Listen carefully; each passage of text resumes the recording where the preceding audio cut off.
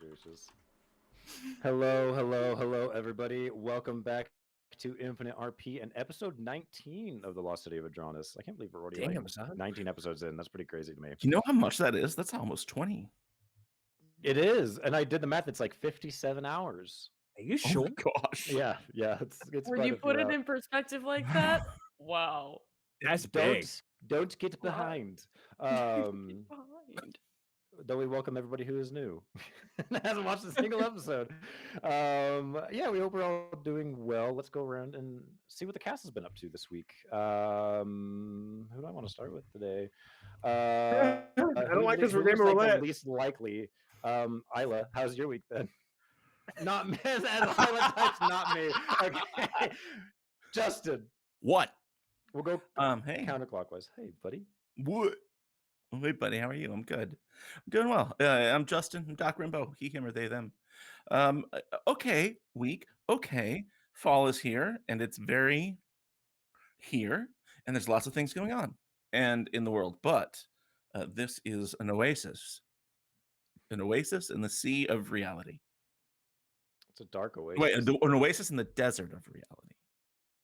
How about that? That Cole? Sure. Okay. What do you think, Kate Cole? What do you think about that?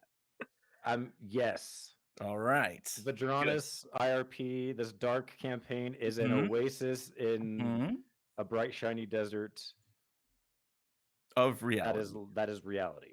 Wow, the poeticism of thine voices. That's hey, it's like an oasis in a desert. Anyway, what? You're Gilbert Gottfried? I don't know what that is. That's good to hear. I'm so excited for fall. By the way, I love autumn, so I'm really happy. It's the best season. Oh, it's absolutely. The best season. If anybody thinks otherwise, that's their opinion. That's completely okay. It will be hanged for treason. Oh, do not like any other season. Escalated. I tried not to escalate it, but Derek escalated anyway. Escalators. Yes. Moving on. That's me. I'm good. Thanks. Hi, Ray. How's your week been? Oh, it's just been diddly dandy. You know, it's been a thing. Just been doing the streams and the works and trying to navigate the chaos, you know. The usual. You brought Maeve back, which has been super awesome to see. Yeah, Maeve is back, which is cool. She's got kind of like an adjusted somewhat lore. And yeah, so if you're interested in seeing any of that, come hang out with me somewhere else. But right now, I'm ready to play some frickin' D&D. Hell yes. Derek, how has your weekend been, my friend? That's me. My week has been fantastic. I have been playing an insane amount of roleplay, as well as just doing at-home stuff. But the roleplay's been great. The Native American RP has been just absolutely rewarding. But overall, that's pretty much just been taking up most of my schedule. Is gaming, hanging out, hanging up on top of the mountain, streaming, doing the dang thing. But it's been good. It's been good. Hell yeah. I'm excited to fucking play today. Hell yes. Body's ready. Hell yeah. Is Isla ready to tell us about? Yeah, I'm here. Just about. Hello, Isla. Just about here. Hello. How are you, my friend? My week has been hectic and draining. I'm also going to turn something down very quickly because I can hear my own voice, and that is disconcerting. Last week has been really hectic because we are preparing for university, which starts on Monday. Yay. So yeah, I'm stoked and nervous at the same time because at the moment it's literally just been work, stream, sleep, work, stream, sleep, and I don't know where I'm going to fit uni in. I have no idea. Because stop sleeping. Exactly. Yeah, I've been getting a healthy 8 hours. I think I can dump that down to 5 and still survive. So you know, I think 1 extra coffee, 3 hours extra sleep. Golden. We're golden. So this seems healthy. This seems healthy. These are healthy schedules. I mean, it's the student life. Yeah. We eat pasta and don't sleep. So yeah, that's basically it. But today I'm here to play some D&D. Tomorrow I'm playing some more tabletop. It's just roleplay and delivering food. That's my life right now. That doesn't sound terrible. I mean, you got 2 doses of RP and tabletop RPGs in there, so that sounds good. Exactly. Oh, and you should definitely RP in delivery. Do a food delivery, but RP as well. Oh, Bring your okay. dice. Derek, I'll let you in Here's a your little. food. I'll let you Now in a make You little. get to keep it. Roll a a hand check D20. to see if you can take this from me. I'll let you in a little secret. Technically, I do roleplay because due to my documentation, I can't be me when I deliver. Ah, there's a loophole to reality. Yeah, unfortunately, it figured it sucks out. though. It's incredibly draining, but that's basically it. Yeah, but yeah. Other than that, we're all golden. I'll tell you more about what that tomorrow thing is at the end of the episode as well. So, because I'm super stoked for it. Well, we better get through this session then, so we can figure out what the hell is going on. But awesome. Well, How you doing, by the way? how am I doing? How's things? I'm doing good. I'm good. I like that ASMR. I'm doing okay. I have been quarantining this week because I had minor flu-like COVID symptoms, so work required me to get a test, even though I am fully vaccinated. And unsurprisingly, my results came back today, and I do not have COVID. So I've been hanging out. I've been watching documentaries. Yes, thank you. I've been playing Counter-Strike. I may have made a new character for Wild. I don't know why we're whispering. And I've been prepping. You did start it. I blame Doc. And I've been prepping for this campaign. Technically, Brick started it. Ray started it with her character. With Wisp. That's right. She has copyright. Yeah. Is Wisp middle beginning initial R? Whisper. No. Whisper. Wisp R. I'm gonna punch Lacuna in the face when I see him. That was awful. I can't believe he said that. I quit. I'm never gonna be on this again. I quit. What the fuck? All right. Anywho. You guys have done it. You guys have provoked me enough. We're gonna do the recap and get right into this wonderful episode of the Lost City of Vedranis. Last we left off, you guys had been traversing through a dark dungeon past the mausoleum, ruled by a illithid named Halifax. You lost your gracious cleric Vodder as well as the warlock Calder to coffins, sarcophagi, and this mind flayer Alhoon. You guys have been traversing your way through this this dungeon, coming across all manner of undead creatures and entities, but not before you came across an imp, surprisingly, named Jiraxius, and his master, Justin's new character. I mean, Mark less Forrest importantly, Dag. less significantly, Mark Forrest Dag. Mark Forrest Dag. And you guys took him in as your new party member. You guys made your way through some mines controlled by Durgar that are mining diamonds and some sort of spirit stone for some reason. Also coming across the three-faced man, a seeming cultist of the Weaver, also known as Gurgatar, one of the great old ones. You guys pursued them through the mines. You also came across two drow named Aiden and Dala, who are followers of Ket, some unique and interesting lost god of some sort. You guys came face to face with Chatul, the Price creation, a creature, a giant spider created in the image of Gurgatar himself, which you promptly dispatched of him and some cultists and some other spiders. Not before, unfortunately, losing Dala, the drow, to this combat. You guys were able to convince Aiden, her brother, to continue along with you as you guys pursued your made your way through this dungeon. Within the confines and the lair of Chatul, you found some items to help you on your journey, some health potions and some spell scrolls and things like that, but also 4 members of the Onyx Legion, Captain Kimura's Legion, who were killed wrapped up in spider webs and all sorts of matter, but she did notice that one of them, the leader, the captain, was not amongst the ranks of these dead legionnaires. And so you guys are traveling forth deeper into this dungeon to see what lies ahead. And that is where we start tonight. You guys have just passed the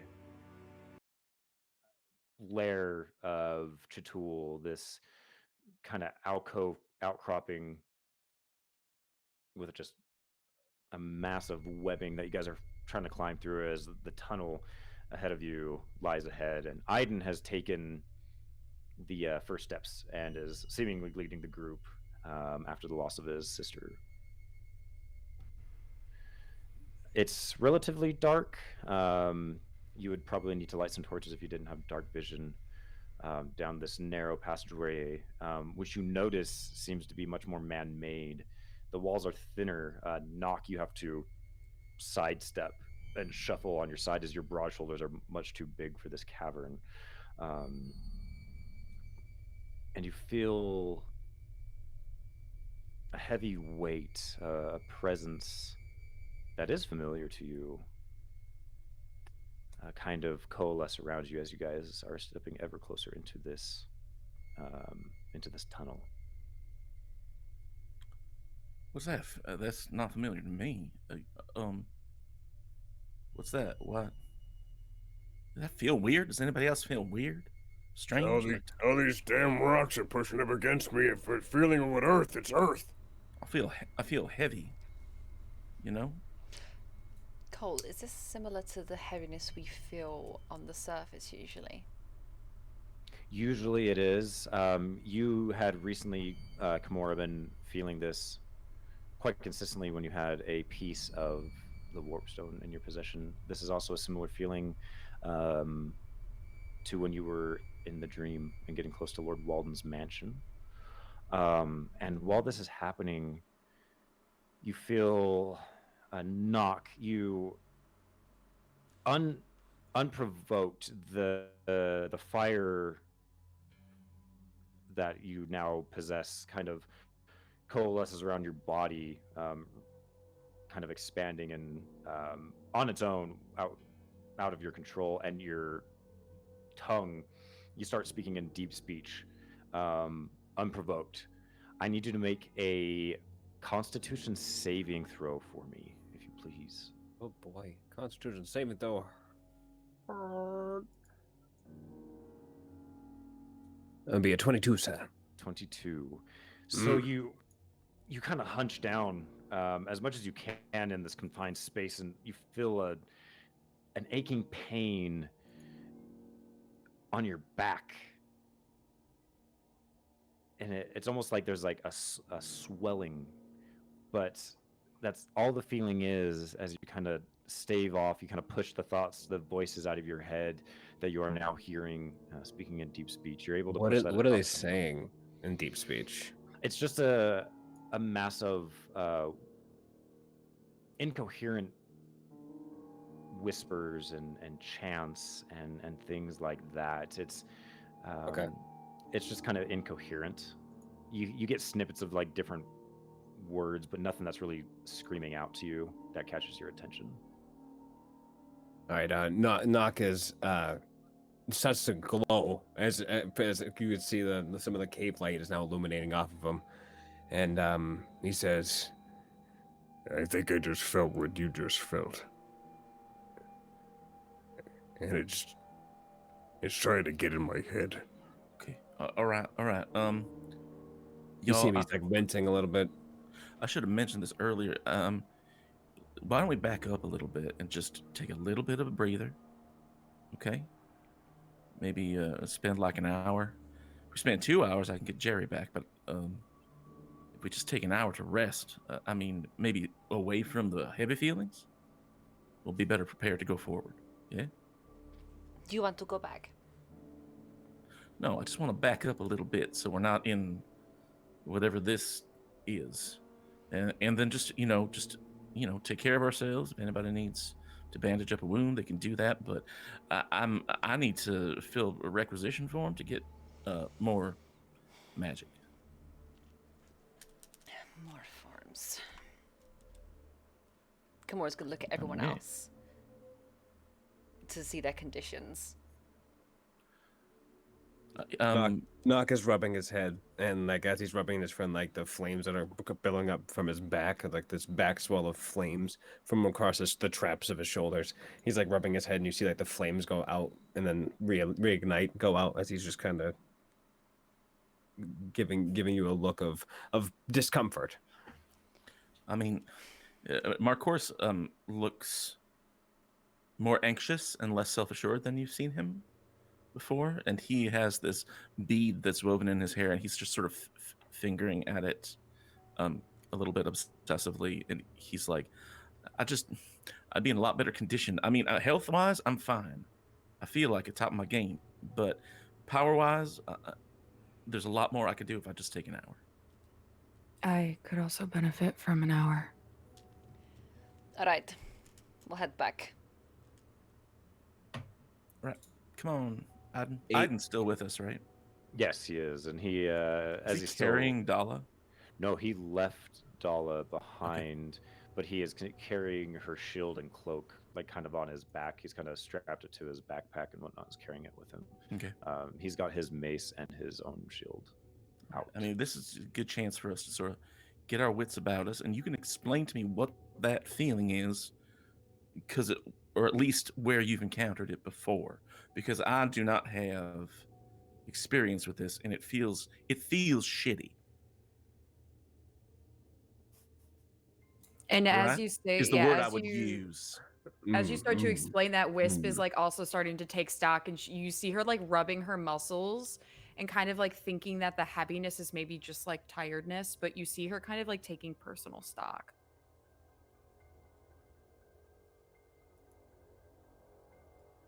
So can we move back far enough to like where it feels less oppressive?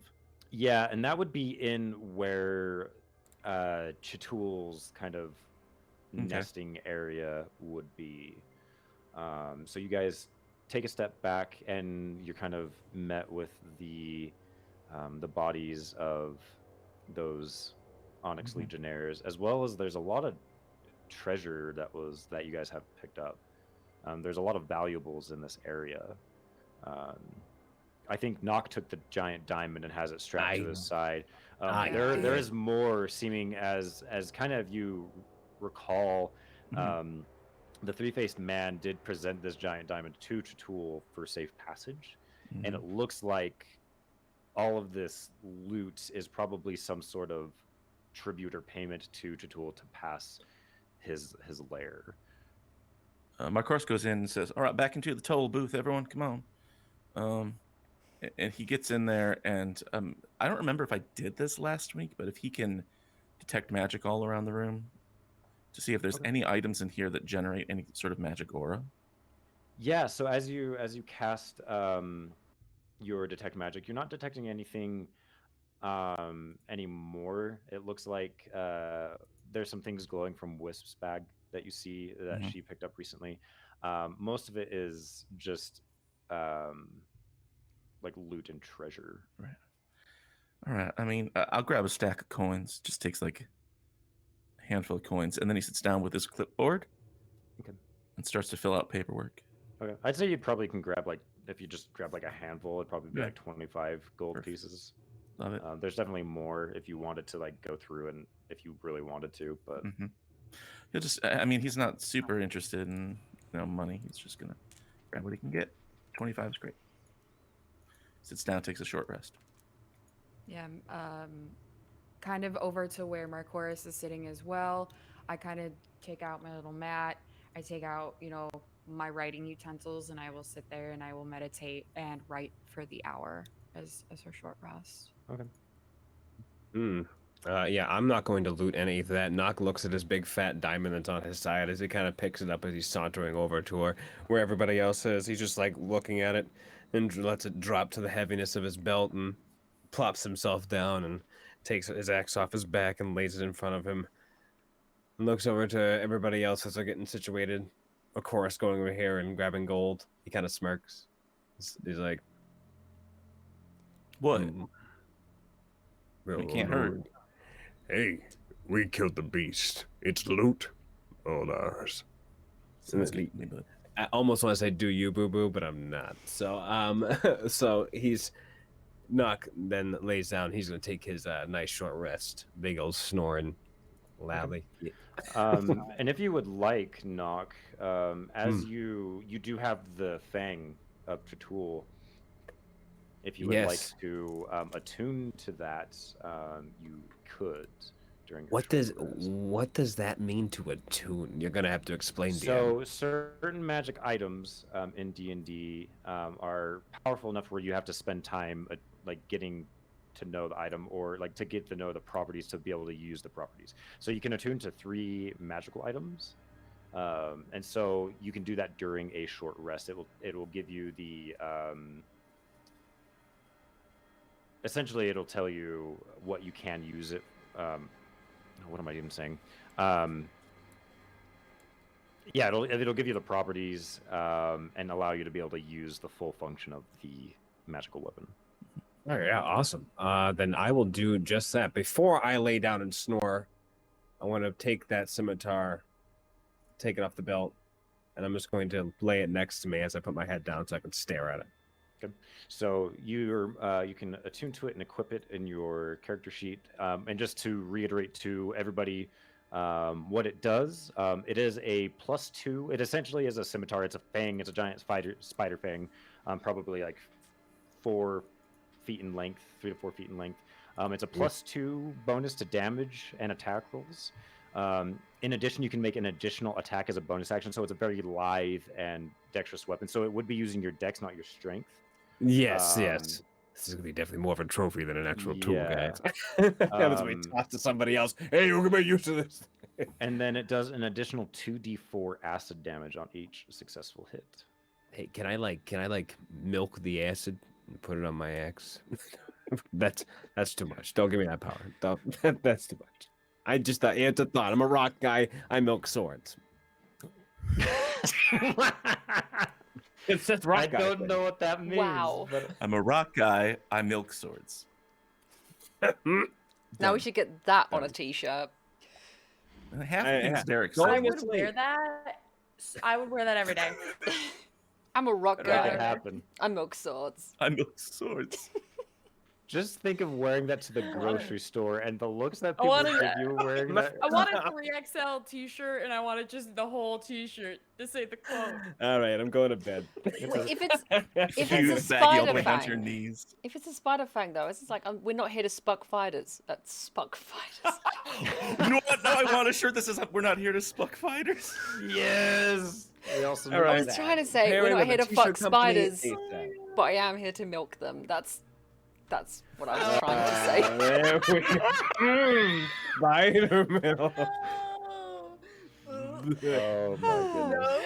Anyway. New merch coming soon, guys. Oh, for fuck's sake. So Knock as will you go to guys- sleep. Yeah. So you're gonna take like a little power nap. Knock? Yeah, a little power nap. Yeah. And if anybody's paying attention, you notice that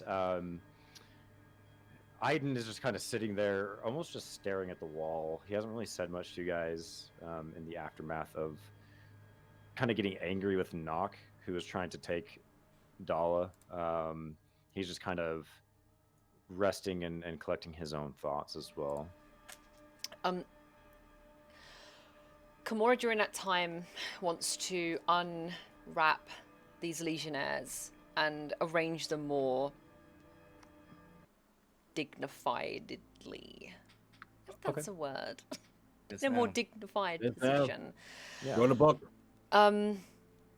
True. And then after that, she wants to go over to Aiden.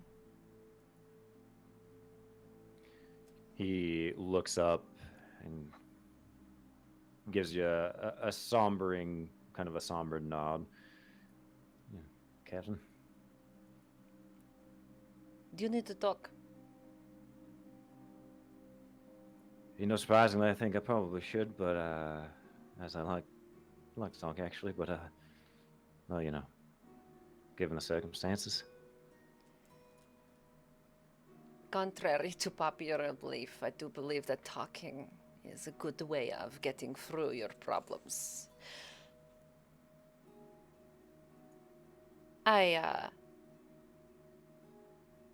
My people, my brothers and sisters in arms, we're not technically bound by blood, but losing them is like losing a family member. In battle, normally. Seldom do you see them die of old age.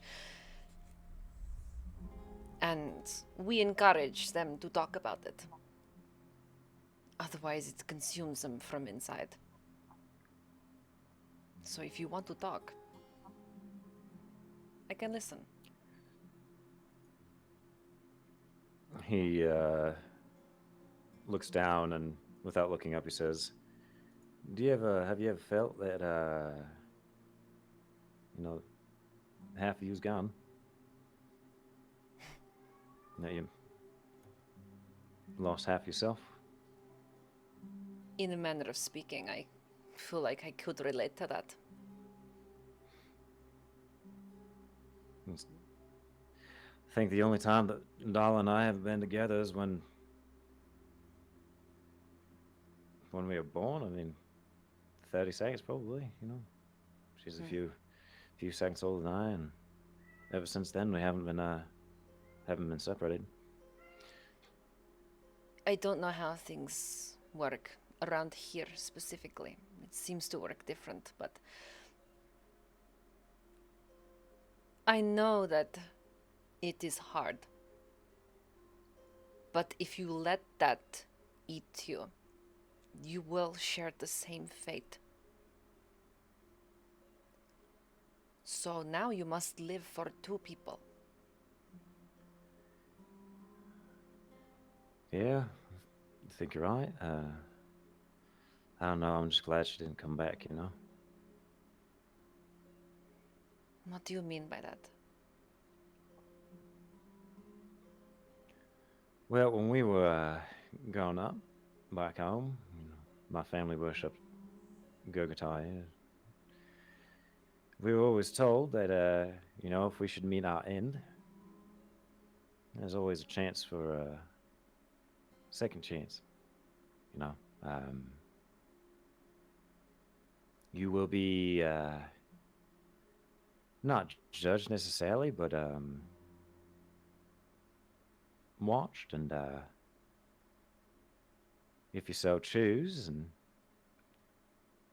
you can come back. Albeit probably different in the service to, the Weaver, and that's the entity that so chooses you, I suppose.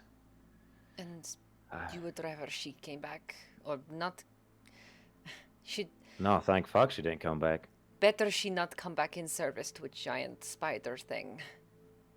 I fucking hate spiders. I gathered. And if you didn't have reason before, you do now. That's for sure. Yeah, well. Anyway, enough about me. I saw you doing all flippies and shit when you were, after I, pardon my dry but pat your bum when, I blessed you for cat or whatever. I noticed you seem to have a pretty enjoyable time. Let's not draw too much attention to it. Why not? I think it's probably the exact thing they should be doing. Being blessed by cat is not a good idea for me. Well, why not? We have a history.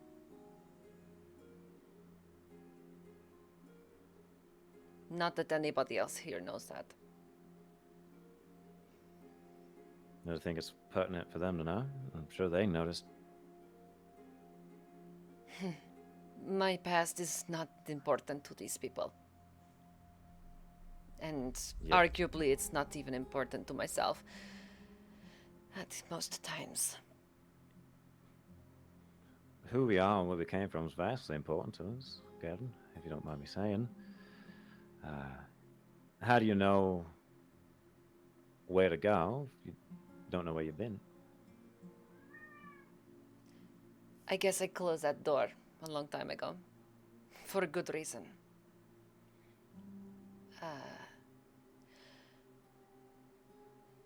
I think I hurt a lot of people, including myself, whilst worshipping Cat.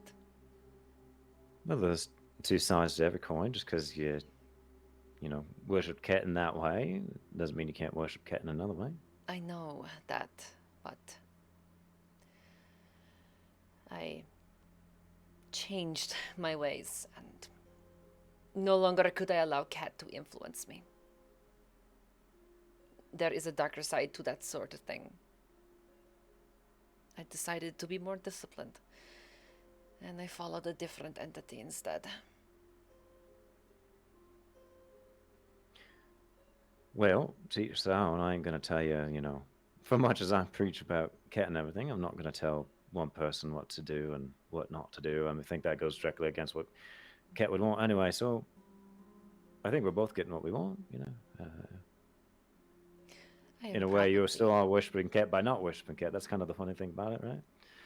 But yes, I know this. All I'm saying is, if you ever get that feeling, sometimes it's not a bad idea to just let go every once in a while. And that is what I did, but probably no more beyond that. I get destructive and reckless, which is something I've been trying to stop these lot from doing. Well, you sure showed that fucking spider. That was pretty proficient. Never seen anybody do a cartwheel and load a fucking gun like that before, though I don't see many guns, but that was the first time for everything. I doubt I'll see that again. She taps her pauldron, goes, Legionnaire. You should come to expect that from a Legionnaire.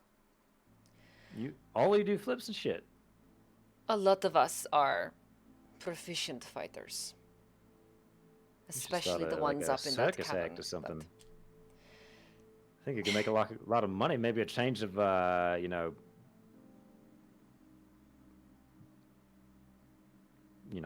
change of business. As good as we are at doing flips, we are better at being Legionnaires, believe me. Usually. Wow. But I appreciate the notion, and it seems that even yourself, in that comment alone, seem to be slightly more positive. All right. Well, kind of looks aside. Ket's never far away. And nor am I, Captain. Kind of winks and he stands up and walks away. She sits down to sharpen her knife.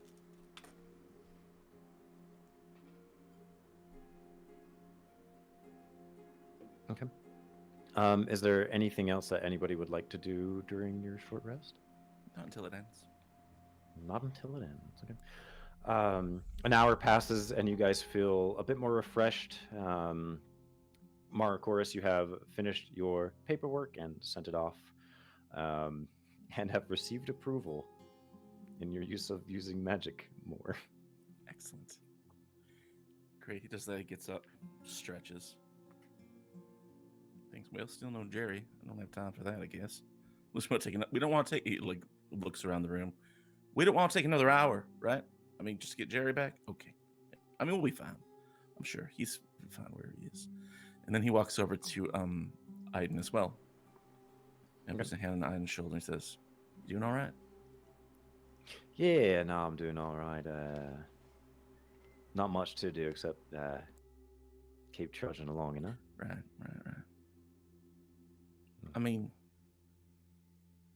You don't want me to.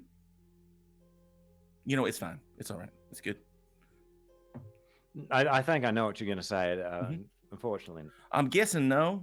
Most people, if it's someone they care about, they don't want it's mortal coil shambling around, groaning. Right. It's not fun for them. You know, there's a saying that we drow say sometimes about these things. Yeah? Yeah. Too soon? All right, that's too soon. Okay. Right. I haven't heard that before. Okay. Yes, no problem. No problem. Appreciate yeah. the thought, huh? Well, let's find some way to channel your rage, huh? Let's keep moving.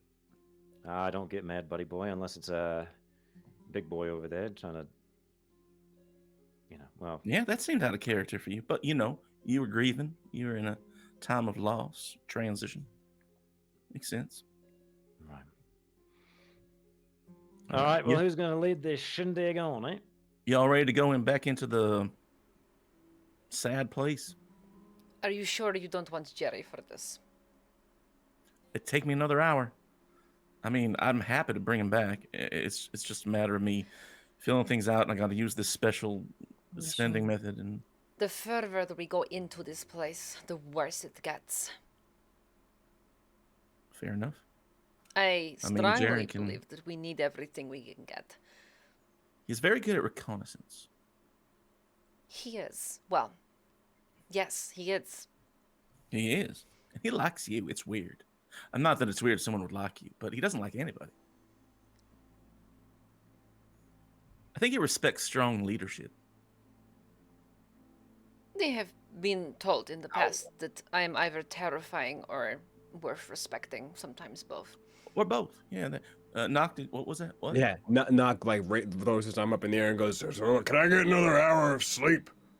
All right, that settles it. Okay, hold on. And he sits down. He pulls out this like brass travel brazier that he keeps in his bag. Travel brazier that he needs for this ritual, and fills out a form for requesting one Jiraxius. Like, and what a transaction. It's like he like does it. I get the feeling like when he casts this rituals take an hour to cast, right? But I get the feeling when he does this ritual, he fills out the paperwork within about 30 seconds and puts it into this brazier and lights it on fire. He's like, all right, they usually get back to me in an hour. And then he just sits there. And then it just plays slow. Yeah, it's like elevator music. Slow elevator jazz. Just emanates from the brazier if you get too close It's like, to it. It's like a seashell. You're like, do I hear a crunch of smooth jazz? Like, but the brazier's like that. You get too close to the brazier when it's crackling with the fire, and you just hear smooth jazz playing in the background. I just think every so often it should be like, your summons request is important to us. Please hold as we process your document. Please stay on the line as we fulfill. You have been randomly selected. Find familiar spell. You have been randomly selected for a survey that will be enclosed with your Jiraxius.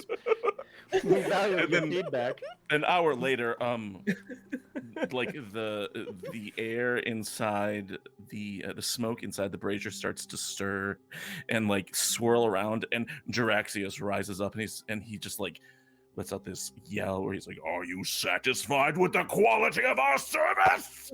And just like.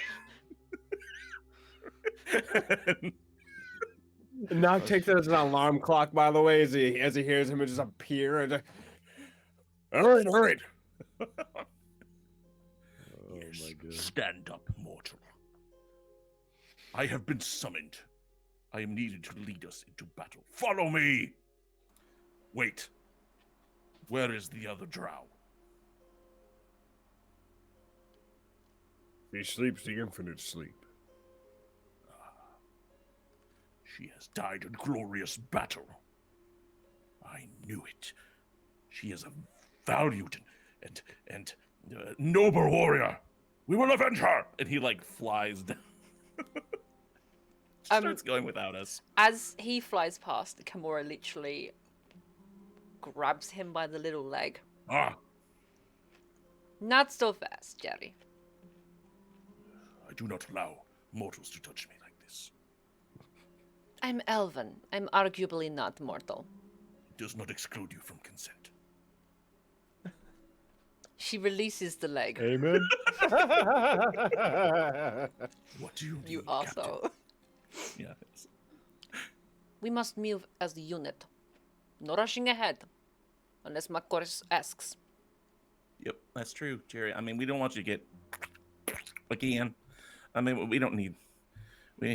We were all so sad, weren't we, everyone, when Jerry got killed, right, by that thing? It's very sad, right, everyone? Nock actually wept. I saw it. Yes, because that one is weak. To be perfectly honest, I forgot you even around there. Not just like he's like doing this with his face. He's like doing the motions, and he stops. He's like, he grabs his poison scimitar. I'll throw this at you. Throw this. I'm not anxiety. I'm not weak. You mind your mouth, you little bat.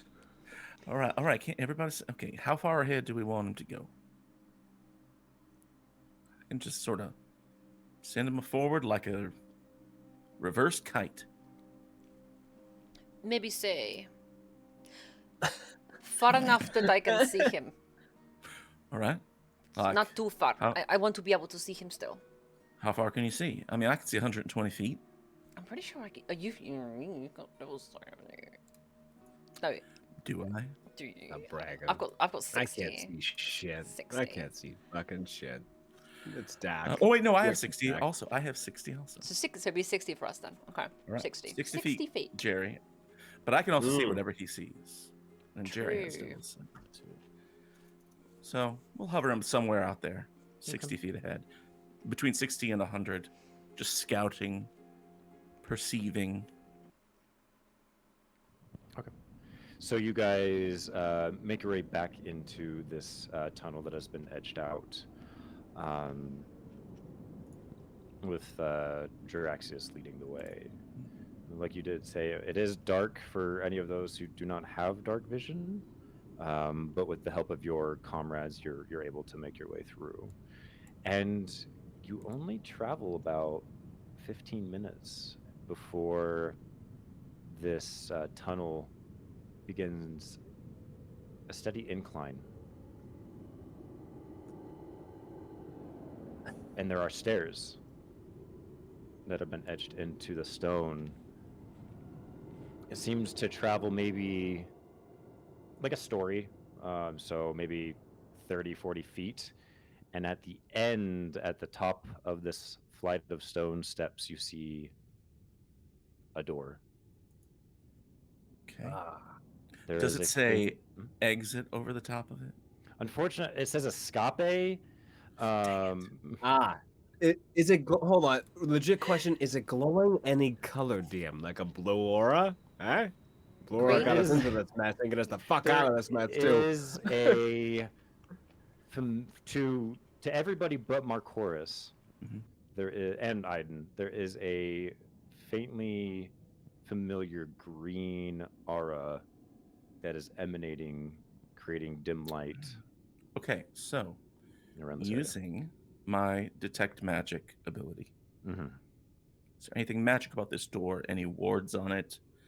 Anything protecting it? Anything cast upon it to keep us from going through? Surprisingly, no. All right, everybody hold up. All right, up at the top of the Hold stairs, up. there's a door. Looks safe to go through, but Jerry struggles with doorknobs. They're too big. Yeah, that's the only door, yeah? Only door. Cole? Yeah, it's the only door. Yeah, as you get closer, it is made of metal. Very like iron cast metal. Very no, it's offset like from the area. It looks like that kind you're of in. like a blast door, you know, for explosions. Okay. Do you have Hold up explosions here? Wait, dude, no, hold on. What? She literally What? points to her rifle like, Right. How big is this door? How big is this door? It's big is this probably. That was the question for DM. This Oh, question okay. for all you guys. How big is this door? Never mind, I'm not going to give you a description of the door. I hate describing doors, so I'm not going to do it. it's Is it stuck. stuck? Wow. fucking stuck. You It's fucking have to go up to the door and see if it's stuck. Well, I was about to say,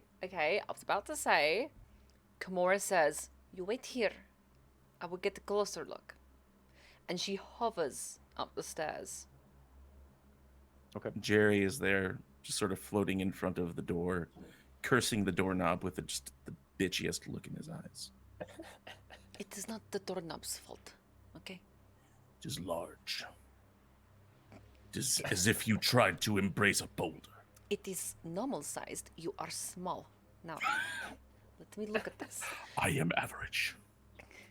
All right, whatever helps you sleep at night, Jerry. She runs. she runs her hand across the door. Just feeling it, basically. Does it have any etchings or additional things that I might be able to investigate? He didn't ask for consent. It's a door, Derek. Ugh. Make an investigation check for me. Oh, this ambient though. Okay, investigation. Investigation. 13. You see some etchings across the top of the door. It is a rectangular door. It's not like an arched door. You also see I was about to say the logo, the symbol of the Weaver. Of the Weaver. Yes. And this is just a one. This isn't like a double door or like a It is a nuclear single missile door testing facility blast door. It is it looks like a pretty heavy iron metal door, and the way that it looks like you open it is you pull and slide the bolt out like horizontally. And the stairs leading up, is it basically a single file? Yeah, it's still pretty narrow. So if you're of smaller stature, you might be able to fit 2 abreast, but mainly it's 1. Kimura very gently gets that bolt unlocked and cracks the door and looks at Jerry. If there's anything in here, make sure Makoris knows. Yes, I will enter bravely. And he flits down to the ground and like inches through the door, like sideways, like. My wingspan is too large. Just tuck it. Tuck it in. I'm trying. Can you open it? Okay. He squeezes through. Okay. So he slips through the door and enters a very well lit room. There's still rock kind of surrounding this room. At the far end, he sees a glass window that looks out into some dark abyss. There are contraptions that look seemingly familiar to Draxius, being a creature in service And I was to you. even too. Right, and you recognize. You've seen technology, or actually, this looks a little different to you. You can kind of guess of what these things are. You see metal coils strung along, weird spherical orbs that hang on the ceiling. You see a large tank of water. It's a greenish water with something floating inside it on the left. Not ominous at all. The best way to describe this is a laboratory of some sort.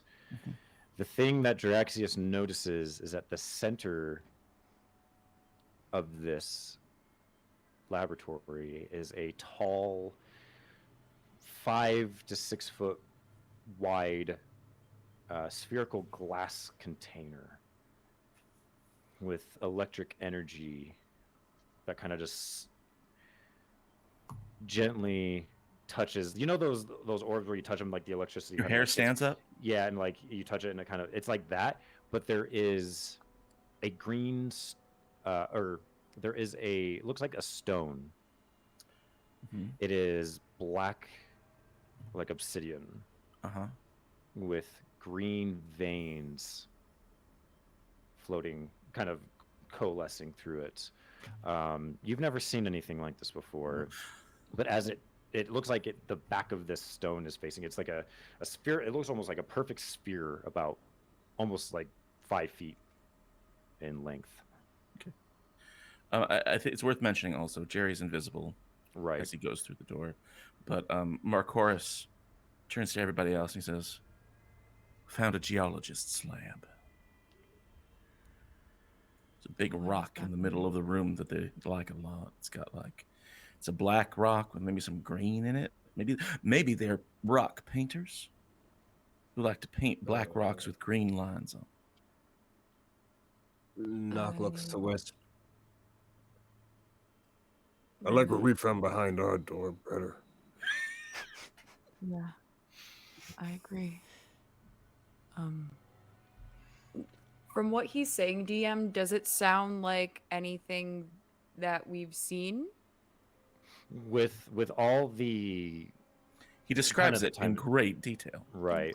I would say with the green kind of ambient light emanating from this doorway and whatnot, and the thing that he's describing, it sounds like something that you have come into contact with before. Okay. Though I guess the description of it being more of a solid sphere, like a smooth sphere, is unique. So it's a smooth sphere. It's not just like a kind of like jagged sphere shape. It is a smooth sphere. It appears so. Okay.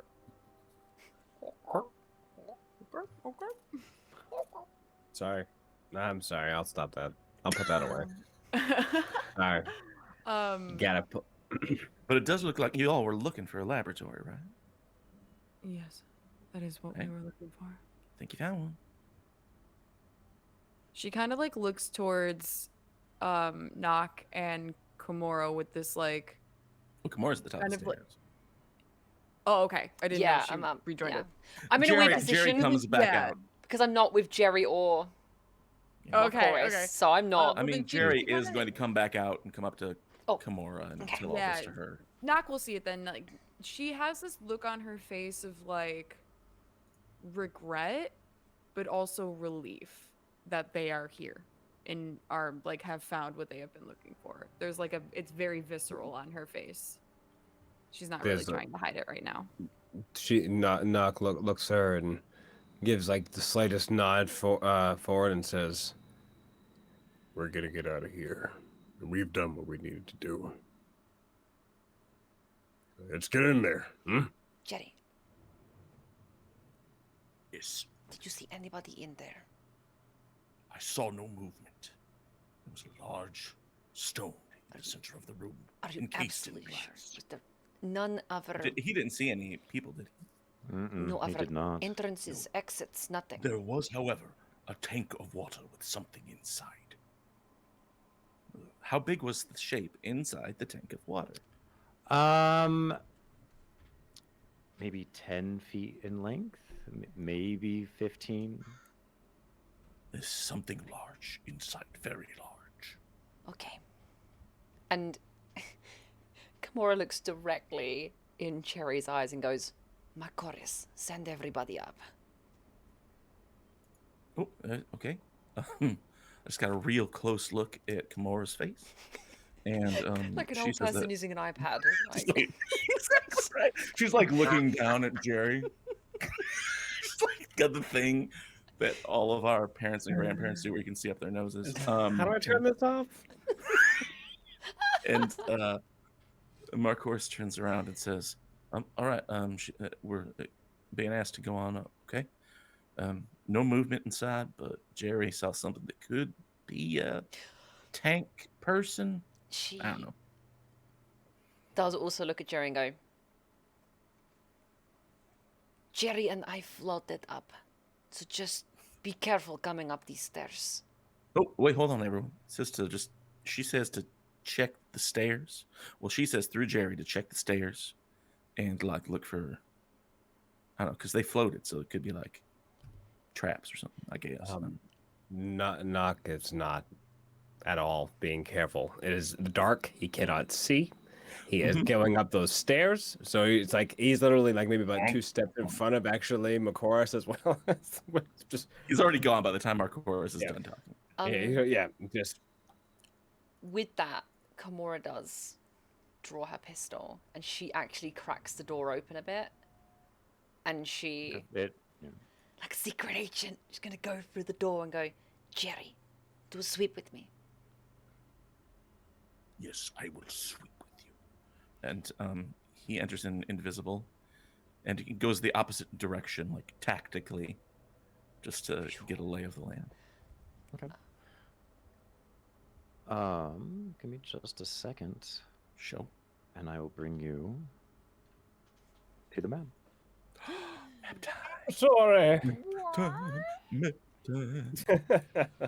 I just need to give. So everybody will be on the map, but once you get in, that's when you will be able to move. Okay. Ooh. That's shiny. And Kimura, as you enter, you see that spherical stone that has all the descriptions of a warp stone. But as you enter, it begins to rotate. And that's a no bueno.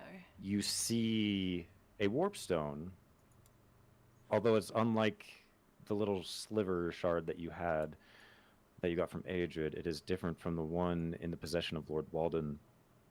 This one looks like an eye, as there is a reptilian, like almost pupil of pure obsidian that goes through it. And as you are skirting around the edges, it is watching you. You two should be able to move your tokens to where you would like to go. Yeah. Like in the same moment, like as we're going forward and like doing reconnaissance, Marcoris is like whispering to the others on the stairway, like, "Uh-oh, I think they spotted Kimura. Let's double time up these stairs." I agree. Jerry goes right to this tank, hovers over the top of it, wants to see what he can see of the shape inside. So the water is quite murky. Go ahead and have Draxius make an investigation check. I'm going to say it's a disadvantage. Okay. Investigation, huh? Ooh, investigation's intelligence. Yes, yes. Smart, Imp is smart. The disadvantage is a 15. 15. He sees an interesting looking creature. It looks, like I said, it's about 10 feet in length. Mm-hmm. And it's got multiple, like 3 sets of eyes on going vertically up its head, and it's got some very long looking fins and a very long looking tail. You monster, you fucking monster. And it's all right. It's all right. Keep going. Talk dirty to the It's description. just kind of like floating there. There's not much space for it, so it's just kind of floating there in the murky green water. Can Jerry or Marcoris identify this creature and know what it is? You could certainly try if you would like to make a nature check, either you or Draxius, whoever's better. I think Marcoris is better. Okay. So he makes oh shoot. I rolled twice because we rolled twice, and I got a 3 and a 21, so a 3. A 3. Damn. This is not a creature that you're familiar with. 3-eyed fish, like on the Simpsons. You don't have the Simpsons. It's canon. Marcoris has seen the Simpsons. Technically, yeah. It's like it got roll eyes. It's real long. It's kind of bluish, greenish, grayish, and it's in this big tank of water. Like they're all going up the stairs as he does this. And there's a moment where, even though, let's see, it can't see Draxius. He is invisible. He is invisible. but there is it like breaches the water for a second, and you see this large spherical mouth with just rows and rows of teeth as it kind of like lops out of the water, and you hear a little splash. And Kimura, you hear this as well as it.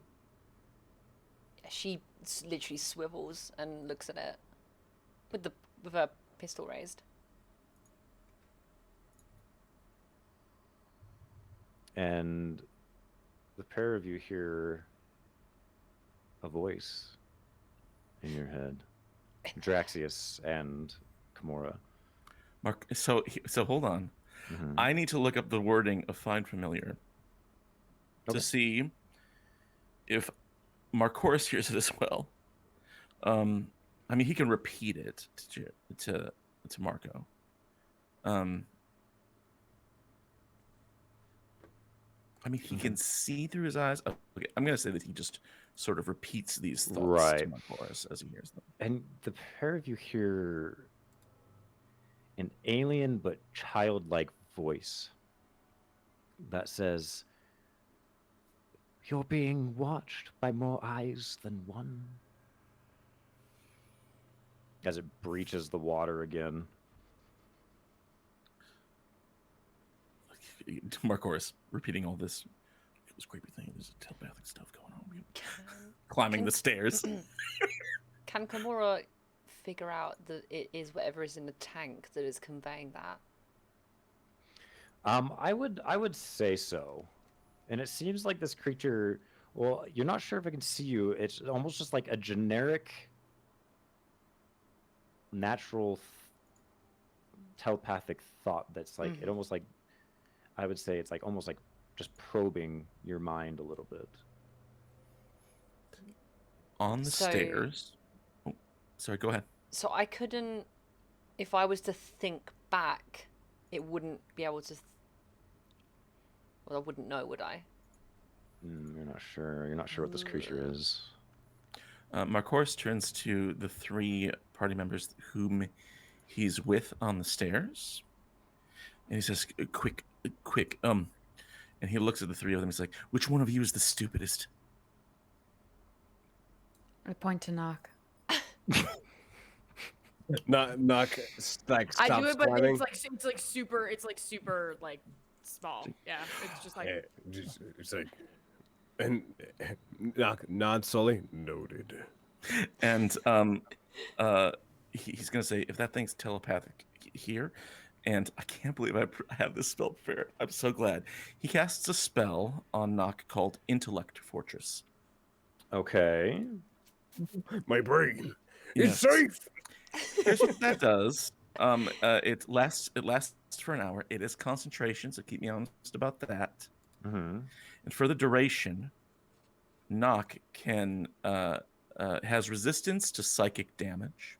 Okay. An advantage on intelligence, wisdom, and charisma saves. Ooh. Interesting. Very It's like good. we gotta bulk our minds up, right? Like mind exercise. Do I feel any different from any of this? Like, is this like an imbuement of just like a pure smartness? Like, Knock just gets hit with this, and is that what this? I bet it feels like. I bet it feels like whatever it would feel like to actually get a good night's sleep.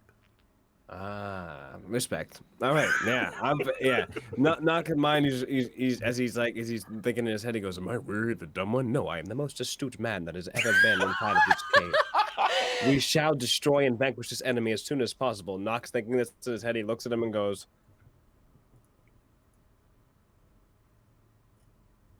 Let's do this. because this smart guy in his head's like, Keep your brain We're on gonna swivel. put Come forth. on. focus. So Knock is all focused now as he heads up climbs the rest of these stairs. Are we there? Yeah, I would wanna say be you a- guys are able to make it there, no problem. Sweet. Knock's gonna move us 40 feet and run into the room. Run in. You do see. Yeah, it's like Nog doesn't know another speed. Okay. He Doesn't make him smarter. He grabs his axe out of off his back as he runs in. He just kind of like stops with like his boots slide a little bit on the floor, which this is a stone, yes. It's like polished stone. Oh, The it stone- is. Yeah, it is very nice. yeah. stone. So it's like a little bit of a skid, She and she looks literally. and surveys the room. Kimura puts a hand out and she's like,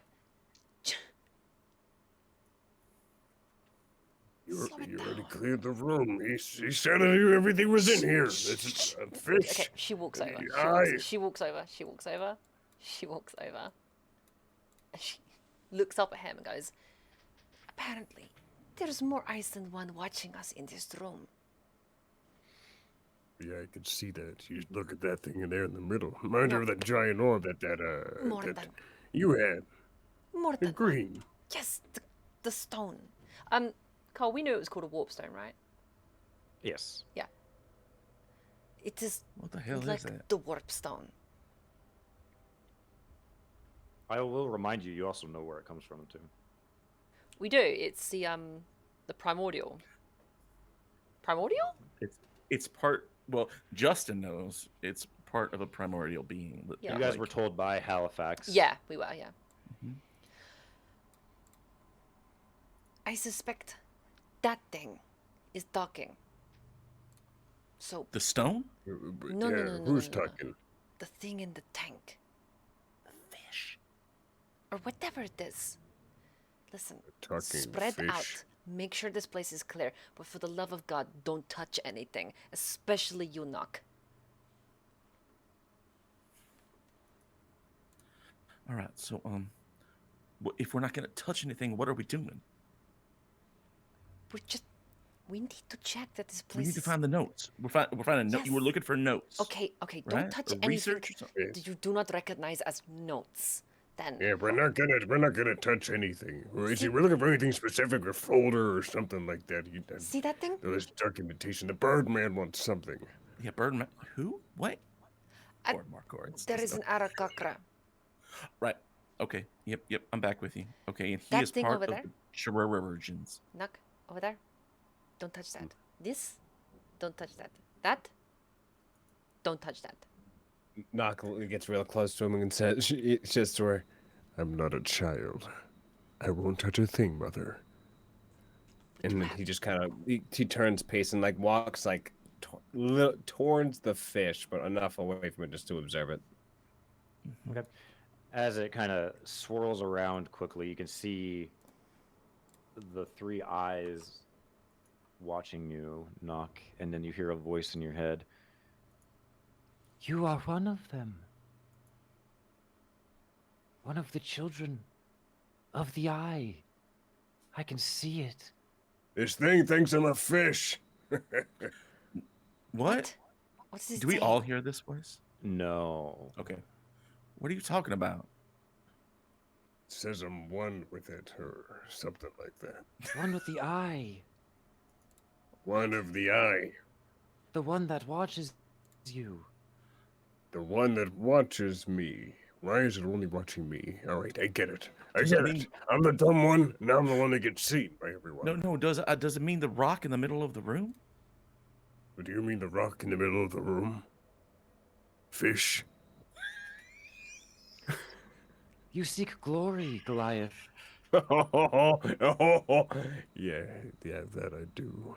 That's why I'm inside of this infernal laboratory. I can help you. You're gonna help me. I How long you can. been stuck in that tank? Hmm? Too long. She keeps me in here for her experiments. I can help Shoot. you. I can help you achieve All your right. glory, Goliath. Hold on. First off, how many people have you killed? That seems like a rhetorical question. It's an answer that's necessary if you're gonna try to attain glory with me. How many things, people, animals, other fish have you killed? Only what she feeds to me. All right, this thing eats things, possibly people. Hold on. But here's the thing: it's somebody who's keeping it captive like a pet. This is a big fish tank for a And pet. knock. As the promise of glory rings in your ears, I need you to make a wisdom saving throw. With I love advantage. wisdom with advantage. Heard. 15.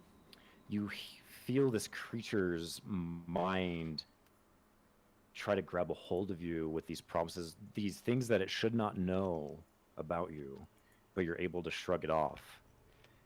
And it's at that point where you hear another voice. I would be very careful around the aboleth. Its mind wanders. It is a dangerous creature. Is it just Knock that hears that? No, it is all of you as it rings out in the laboratory. Which direction does it come there's from? a lady now. It seems to be coming from all directions. You can make a perception check if you like. Yeah. I spin around comedically and do a perception check. I will. Yeah, I'll make one as well. Yeah, I think we all systematically, same time. Sure. Boom. All of us. 16. 22. It's 23. My friend. Ooh. I would say Kimura and Nock, it is coming from behind you in a northeastern direction. Northeastern. Yeah, I immediately swivel that direction and put my gun up. Yeah, Nock is just gonna move himself over here and skid in front of the stairs and look down that way. I was expecting others, but I am surprised to find you. You must have traveled a very long time to get here. You have no idea.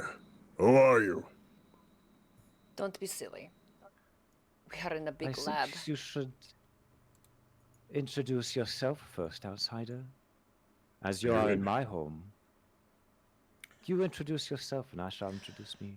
All right. No, hold on. Okay. Sorry. All right. Cole. Yeah. Yes. Based on the fact that we've been told that certain person is in charge here and we're in a lab, it would be safe to assume that my character can figure out who this is, right? It's up to you to decide that. Okay. I think that's reasonable. Though you have also been told that the owner of this lab has seemingly been killed. Yeah. So, Doc, you were going to say something, so you go ahead. I mean, Marcoris is going to spring into ambassador mode and stride forward unless someone stops him. Kimura's already making her way round. Okay. But Marcoris steps forward. Shit, I almost introduced ourselves as the Interdimensional Curse Investigation Agency. Jesus Christ. That'd have been it right there. He steps forward and says, sure, I assume this is your lab, and that would make you, and he searches his memory for the name of this woman, and says, that would make you Dr. Licht, is that right? That is correct. Yeah, we were looking for you. My name precedes myself, and who might I have the pleasure of speaking to? Oh, pleasure to meet you. My name is Marcoris Degg of the Order of the Emerald Claw, Administrative Knight of the First Order. This is my friend Nock over here, is the big guy. This is my friend Iden, the guy behind me here. And there's Wisp. Say hey, Wisp.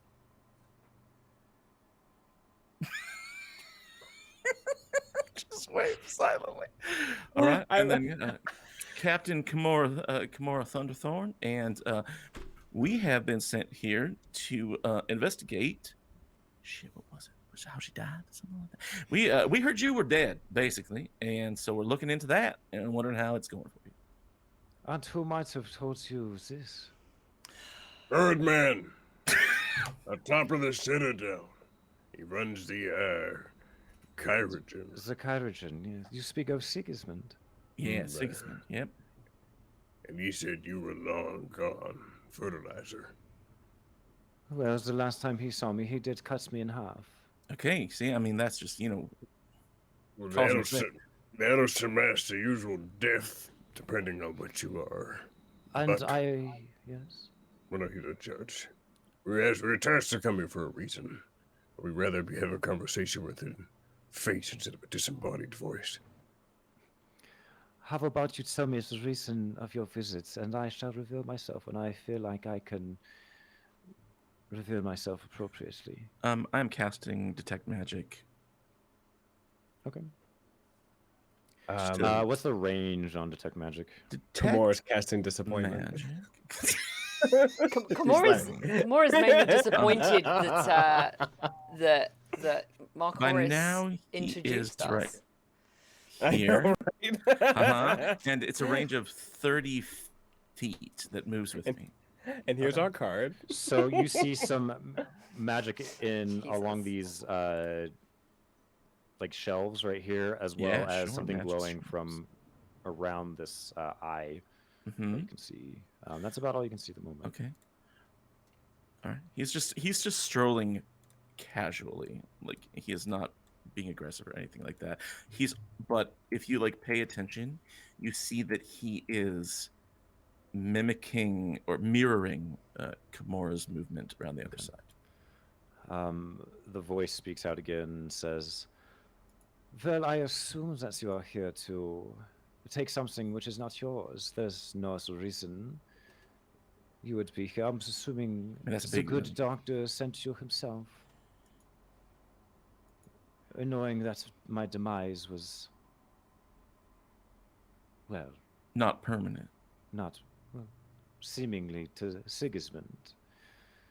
He would be a fool to send you here if I was still lived.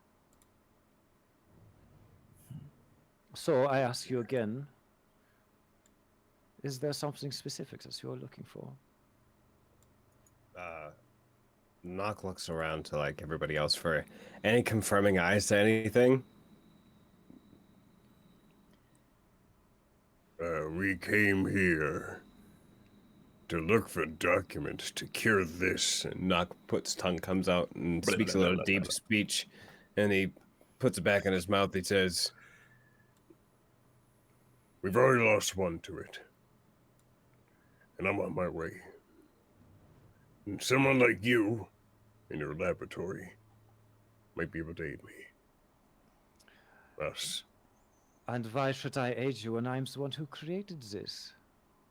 It seems you are succumbing very well to my plague. she's the MC of the fucking plague. Okay, all right. MC Plague. MC. Marcoris, make a perception check real quick. Yeah, sure. Why? Perception. An 8. Okay. He is stepping forward a little bit more. You come to impede, to halt my work. No, not to impede your work. Your work has impeded my quest for glory in this godforsaken city. Not to mention the lives of countless people. I mean, no, damn the people. They got it themselves. I'm one of the unfortunate ones who's here to do something about it. He has been whining nonstop. So if you're not going to sort of surrender willingly, we will make it our business to cease your operations. Right. It was a very big word. Hold on. Of course. Let me make an assumption. In that Sigismund said that he would be able to cure this plague if you commented my notes. He's confident. Of course, look to the others.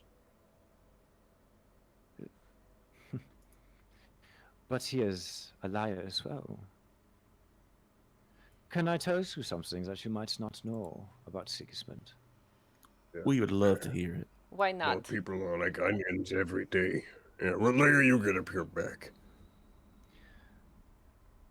What if I told you that I created this plague at the behest of Sigismund himself?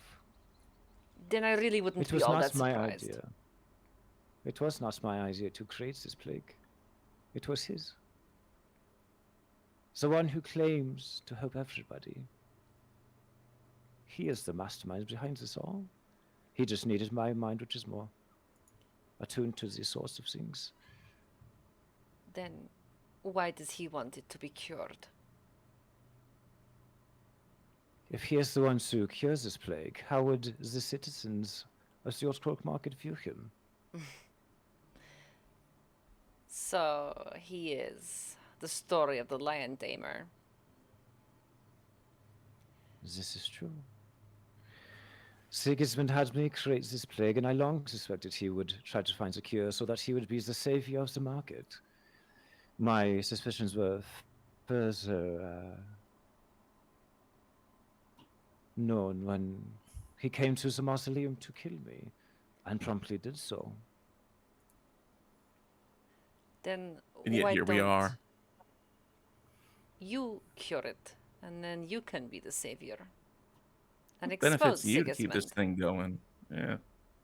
I have more important things to do. My work of the plague is over. I have So why not go ahead and end it? If it's done.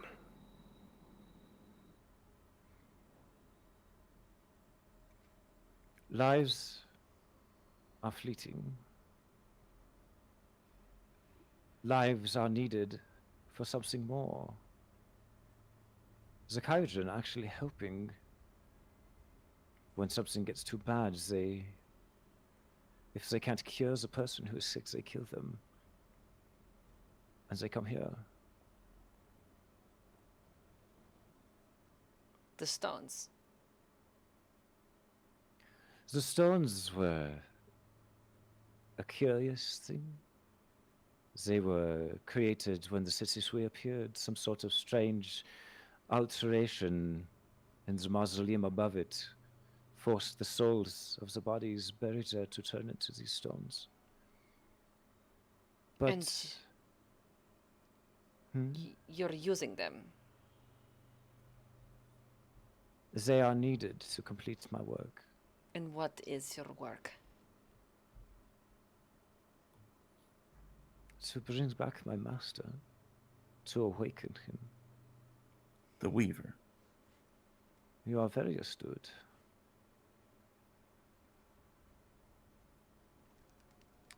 I see. And that's why your friends, the Durgar, are digging those stones out of the earth for you. This is correct. I see. So you keep this plague going, because more death equals more souls, equals more fuel for your whatever. Yes, and I had a very wonderful relationship with that undertaker, Halifax. He would work at the behest of me for the Kyojin and keep my undeath a secret. And if anybody pried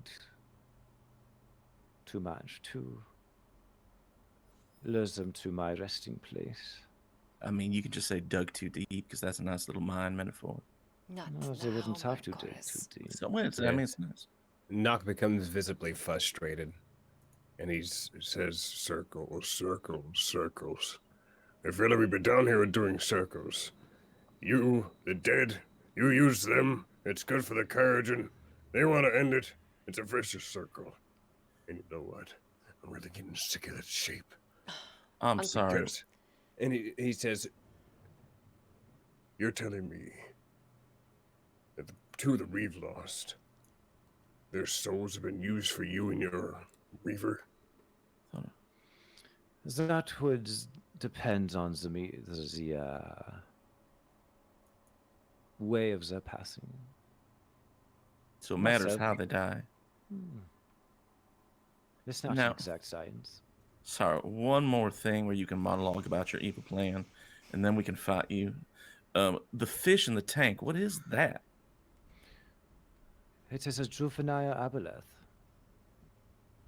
Aboleth. Meaning, Huh. what does it do?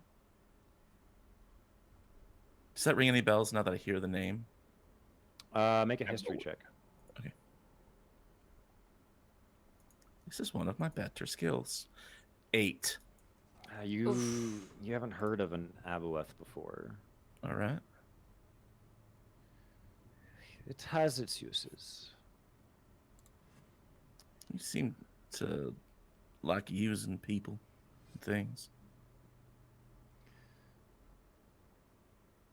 Well, it is one of my strong suits.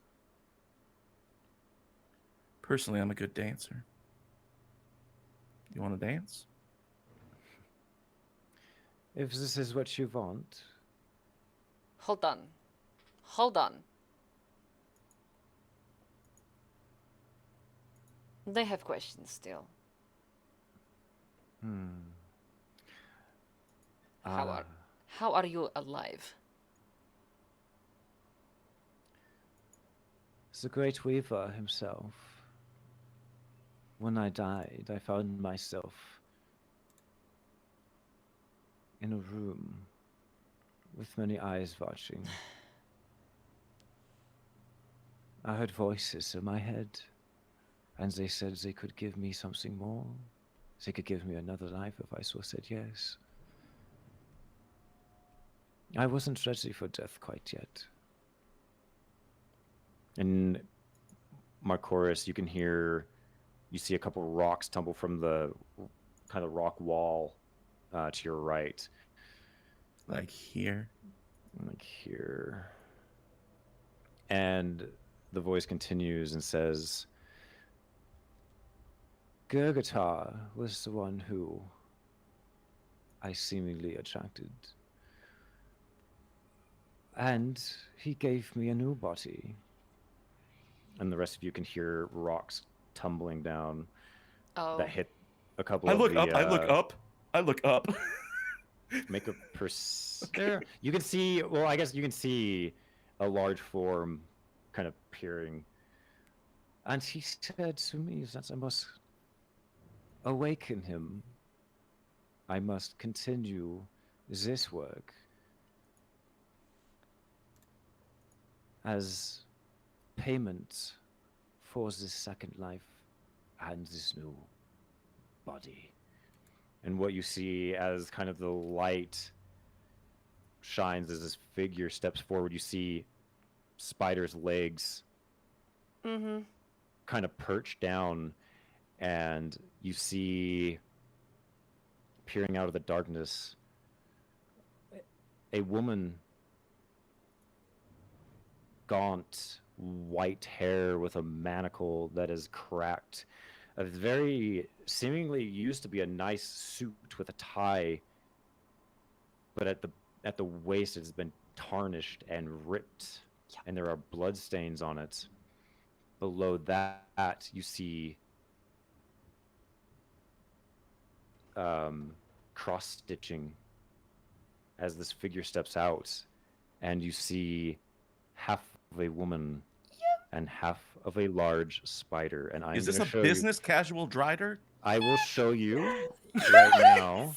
This is what she looks like. And she is holding a large Oh, that looks so rifle. good. She has a rifle? And she cocks it. Click clack. Click clack. Oh my god, You're do dead. you know what the weirdest thing about this is? She actually died. My Discord She status right actually now died. is click clack the bish is back. And apparently I died. apparently I straight died. It is It back. got sent to the shadow realm. Yes. Was that And as she kind of peers down and cocks around into place on this rifle, that is where we're going to take our break. oh my gosh. Cole, who made that drawing? Is that ACN's work? That is Gavin. It's Unshuttered. Gavin. Oh my This is god. Unshuttered who did this art. So good. This is hands down my favorite fucking piece he's done so far. Terrifying. There's so much detail in that art. Can everybody? I don't do this a lot, but can we just get some like hearts in chat for fucking Gavin? I don't know if he's here right now, but holy shit, the artwork is. This is like he's gone. I've been chat. So good. So good. We love Gavin and AZN, who does all our overlay work as well. So, but we are going to take our break there. When we come back, we will see what happens. So don't go anywhere. We'll be back in 7 to 10 minutes. Get a drink, grab a snack, and we will see you soon. Okay. It's like so sharp. Sharp like.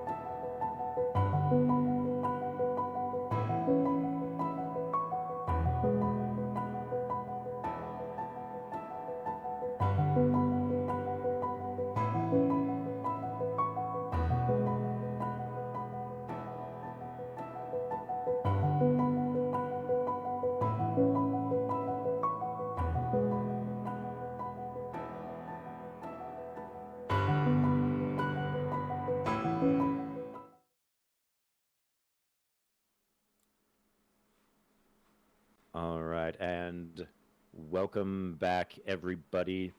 Hope you've gotten your drinks, your snacks, and whatnot. So, you guys are faced with this character who has just revealed themselves. What do you do? Hug her. Give her a big old hug. Immediate embrace. Give her the hug that her parents never gave her. Yeah, it explains a lot. I immediately want to analyze her. Okay. Go ahead and make an investigation check. Okay.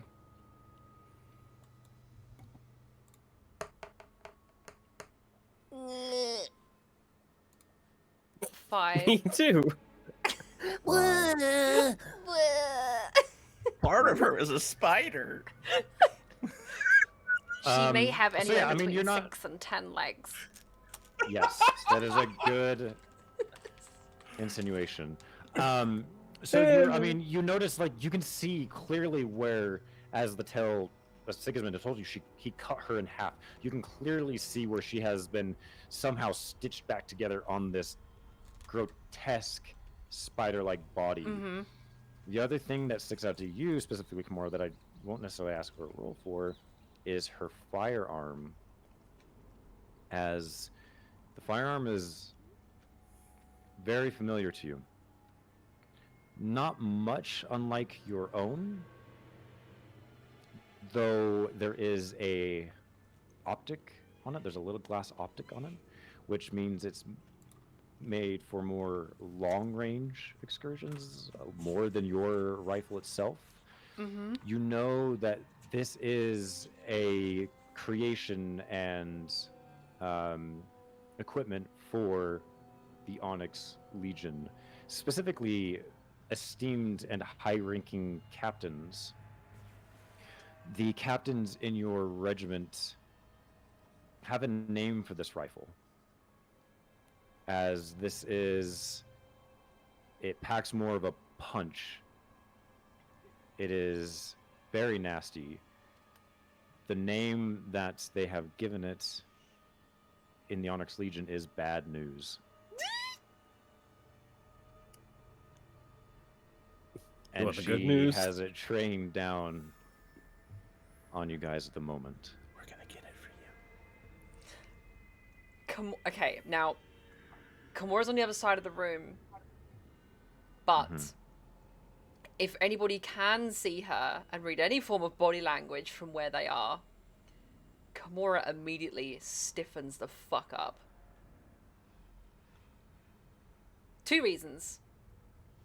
One, that firearm she should not have.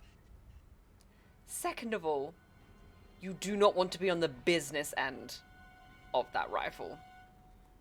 It's bad business. It's bad news. News business.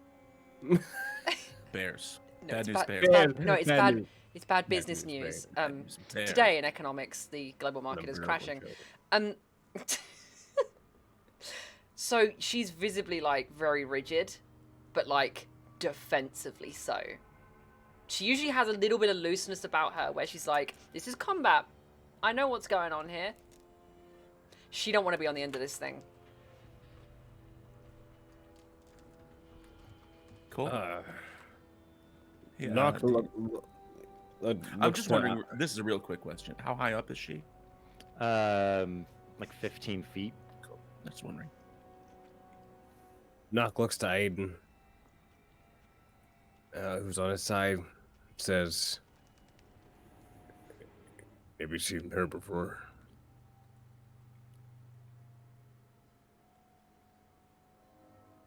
Fuck no. And he looks like very put off, very kind of disturbed. yeah, he's Knock also looks at her as he's crawling down, looks back at him and says, If we have gone ahead and squashed one big old spider, and me and you have 2 boots. But I see why you don't like to kill or like spiders. She's Or go ahead. Oh, go no. Just make sure she's still. I was like, wondering if she's still telepathically connected to us, or if she's speaking now with her voice. She never spoke telepathically to you. She was Never speaking mind out. then. Yeah. Damn, she's got a boisterous ass voice. She does. But she calls out to you, Law, and she says, "I do have a proposal for you. I'm already So I spoken must- for. Sorry. Shame, you are very handsome. I mean, we could talk.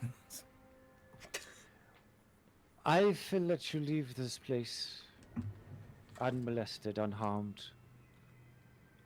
I have very important things to do. Your arrival is interesting, to say the least, but we all know how time works in Vedranis. Go back to the asylum which you came. Tell Sigismund that there is nothing here. And if you so choose, cut them in half on my behest. And I will make sure you're handsomely rewarded. I will make sure, once the Weaver is awake, that you keep your wits about you and be unharmed in the days to come.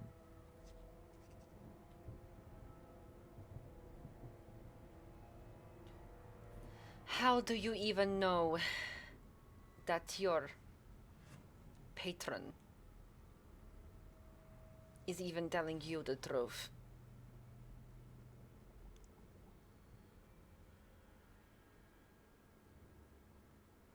I have my ways. Well, so do we.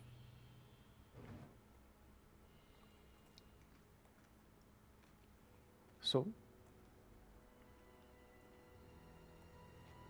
Turning around. We've come real damn far, Dr. Least. Just to be told to go all the way back. To kill the man that sent us all the way down here. Just to be rewarded with what? A false god? I've watched gods fail. Too many people, too many times. You can keep your promises. And Knock looks, kind of surveys and looks at everybody else to see reaction. I give him a minimal approval nod, like this, If like that. Did you see it? If we go back and kill him, that does not stop the plague. In fact, we'll have the entire Kyrogins on our back. That's more bloodshed. And as much as I think we are capable of taking them all on, that is more and more death. And that works in your favor. I can assure you, the Kyrogin will be no problem to you. The Weaver is no friends of the Kyrogin and the rook in which their faith lies. You will simply be on the winning end. Then tell me this. Why do you feel the need to bargain with us?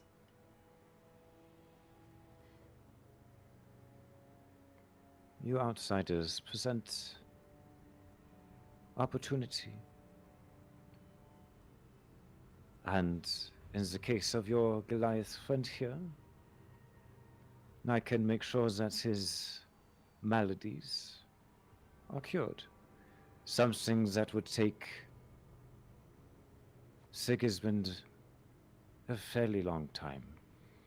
He might want you to get these things to cure this plague, but how long will it take him to actually cure it? Days? Months? Weeks? How long will it take you? Answer me this.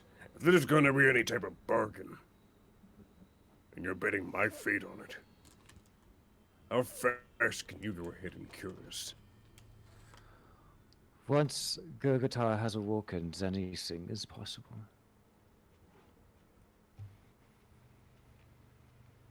Typical steps. It is only a matter of moments now.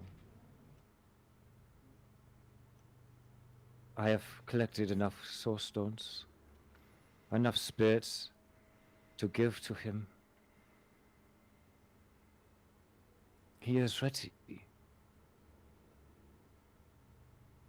It is only a matter of time before he graces us with his presence. Then why don't you just have Gargatesh deal with him? Gilgamesh.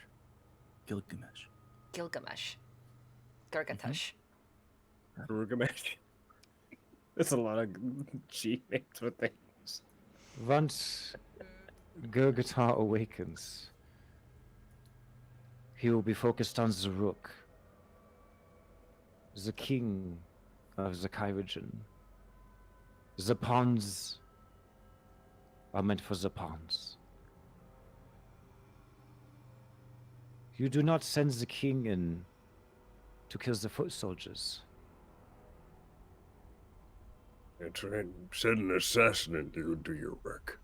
So that's what we become. We kill him. And then you go ahead and cure us. Well, me. Nock's like, We're gonna get answers from either one of them. and Nock looks at the gun and looks at Kimura.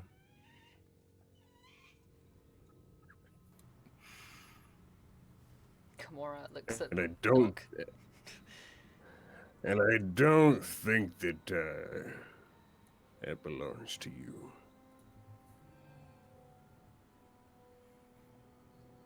That is unfortunate to hear. Indeed. Nock is gonna throw her scimitar at her. Oh, okay. What? So, go ahead and make a ranged attack roll at disadvantage, as scimitars and this, this thing is not really a throwable item. So you can certainly do it, but anything's a throwable item when you're Nock. at disadvantage. I threw a sarcophagus and it did things. All right, I want to hear that. Can I be honest? I feel like when it comes to Nock, there's a dialogue. There is a finite lines of dialogue counter that starts at every conversation, and once it hits a threshold, Nock goes, "Fuck this," and just. I'm trying to play a barbarian like a barbarian. It's like, There's only so much conversation I can handle before something needs to die. Like that's just it's in the blood. A All little right, less so conversation and a little more action, please. More smashing. My friend, you said what did you need for a roll? It will be a dexterity check at disadvantage without proficiency bonus. Okay. Oh, that'll be a 3. Has a fucking 20. That's the worst. So you throw it, Ow. and it hits below, like on the rock, and clatters to the ground. I'll just draw where it's out for you. It's like right here. If you can. Oh, I don't think it's on the right map. So right there on that black X is where it clatters. And as you throw it, she looks at you. Very well. And she smiles this grotesque, sharp, toothy smile, and I need everybody to roll initiative. There it is. There it is. That's what I was waiting for. This bitch gonna die. I think it's the first thing that Ray has said at all. It's been a very quiet Wisp day. She's very, like, she's observant. She's pissed. She's ready to fucking take all of the frustration out on this lady. Who's killed 3 of her friends. It's Wisp yelling, "Hey, get the boot!" Wisp was like, "I got you." Size 13. It was on a 20 and then it teetered over to a 2. Oh no. Yeah. Shame. It seems like Troll 20 is out in full force today with my rolls, so this will be great. Okay. Yes. Oh, I also need a roll for Aiden. Yeah, you I do. forgot he's here. Get in there, Also, Aiden. can we get props for the battle music today? It's a different battle song. Yeah. And it's really dope. It's really It good. It feels is. very bossy. Yeah, I'm Feels just very like, boss battle. Hey. I also So this is want going to be to- interesting because this is a true boss battle where there is only her that you're fighting. Oh, this is gonna be saucy. oh, so we're gonna be here for 6 hours. All right. Hey, Cole. Yeah. Just curious about. I'm looking at the turn order here, and there's something called lair action. What's that? Wah, you all right? Okay. You are in her lair, and Alright, so this is things very will bad happen action. on the initiative turn of 20. Something might happen. You Alright, don't this is know. I very- don't know. this is Talk- very this is bad. The very- alternative this is- French people. This is very bad. Let's see. As she sizes you guys up, because it is her turn, she rolled a natural 20. Oh Ew. my god. Ew, boo. We're off to a flying start. She's gonna shoot knock. Yes, she is. I antagonized it. You can bring it, sucker. Does a Let's go. 16 hit you? Exactly 16. Damn it. Yes. You take 10 points of piercing damage as a Right. gunshot rings out across the room. And she goes to start reloading. That is going to be her turn, and she seems to be in a good position. Nothing hurts. As you guys are standing there, on the top, like the northwest and the southeast corner, these like metal orbs, like spheres that you see, crackle with arcane energy and shoot down and hit the ground in about a 15-foot square, but luckily nobody's there to get hit by those. It is Jaraxius's turn. Get him, my boy. First of all, I want to make sure that we got Nock and Kimura in initiative because I don't see them in order. Just want to make sure they are in there. They are not. Let me add them Because really we quick. need them. Yeah, that's probably a good idea. Who was it? Nock and Kimura? Yes. Okay. Yes. Okay, I'm gonna move Kimura just for a second, just so I I can would do kill this. time with Jaraxius. But all Jaraxius does in this situation is hold his action Okay. and just sort of hover above the aboleth and is like sort of taking stock of the situation at hand. Okay. Perfect. He's waiting to attack the aboleth if it seems to be working in league with her, which Okay. Marcoris isn't sure about. Okay, so it is Aiden's turn. and he kind of looks around. He's like, "Oh yeah, fuck this," and he is going. Let's see.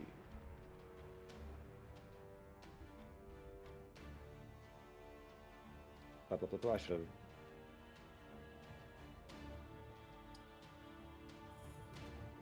He is going to invoke duplicity. Ooh. All of a sudden, Ooh. Knock, next to you, you see 2 Idens next to you, and they both give you a thumbs up. Let's fucking do this, and it is your turn. Oh my. Knock. That's it. I've seen so much in the past week. All right.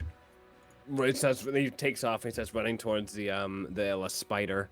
How many feet is this DM for me to get there? It's and make that so 45. Each square is 5, so she's 15 feet up. And what's your speed? My speed is 40. 40 feet. Yeah. So you can get right to the base. You can probably get like right here. But it's like a 15-foot climb up, so you can get to the base of the cliffs where she is, but she's another 15 feet up. All right, I am going to run to her, the base of where she is, and I'm going to then at that, I think it's 35 feet. That's what you had there before, right here. Yeah, I'm correct. I'm gonna go ahead and jump, and make the best jump check that I can, the highest. Okay. So you want to do just a high jump? Yeah, like it's a run and or jump with all my thigh strength. Flop. A Mm-hmm. Knoxberry flop? Is that what you said? Well, a Fosbury flop is a type of high jump. Never mind. I need to look up the jumping rules. I want to intimidate the jump. You're gonna jump high, legs, you son of a bitch. Come on, you legs. I don't know why, but when everybody talks about jumping in D&D, I think of like when like the newer Baldur's Gate that just released, because you can jump now in that game, and it's just like this weird standing jump that you leap, and that's how I imagine the movement is for people. They just stand still and then they just like leap and they're there. Nice. So you can jump into the air a number of feet equal to 3 plus your strength modifier, and that would be 6 feet. When you make a standing high jump, if you at least move 10 feet, when you make a standing high jump, you can jump half that distance. Okay, well this would be in run, so it'd be like a run, and then on my last bit jump, and then slam my axe into the wall to try to climb up to Spidey legs mix Sharpie sharp. What's her name? So go ahead and make an athletics check for me as you run and jump to grab onto this area. 20 feet. Yeah, you're able to hold on. You're about 10 feet below her as she is looking down at you at the moment. Is that your turn? That'll be the end of my turn. As it is the end of your turn, she's going to use one of her legendary actions to shoot a cocoon at you. You see her kind of, as like her front kind of like forearm, like spider legs, she kind of like weaves some webbing and shoots it at you. I need you to make a dexterity saving throw, Knock. As you grab on, you don't even have time as she shoots it down, and this web just entangles you. You are now restrained. And I dare say you might fall here. And you fall to the ground as you're wrapped up in this this cocoon. Sack of web. Understood. Heard. I'm a regular cocoon. Don't drink me. All right, Marcoris, it is your turn. Marcoris steps around. Are these bookshelves here? Yes, they are. How tall are they? About like 6 or 7 feet. Okay. So he just sort of leans out. He's gonna try and get like cover at one of the ends of them. Okay. Right? He's gonna get that end cap cover. You know, Okay. right? And right where we keep all the specials and stuff like that. And he's going to spin around, and first, like, it looks like he's about to do something, and he sees that Knock is all wrapped up in a web, and he goes, "Oh shit, all right."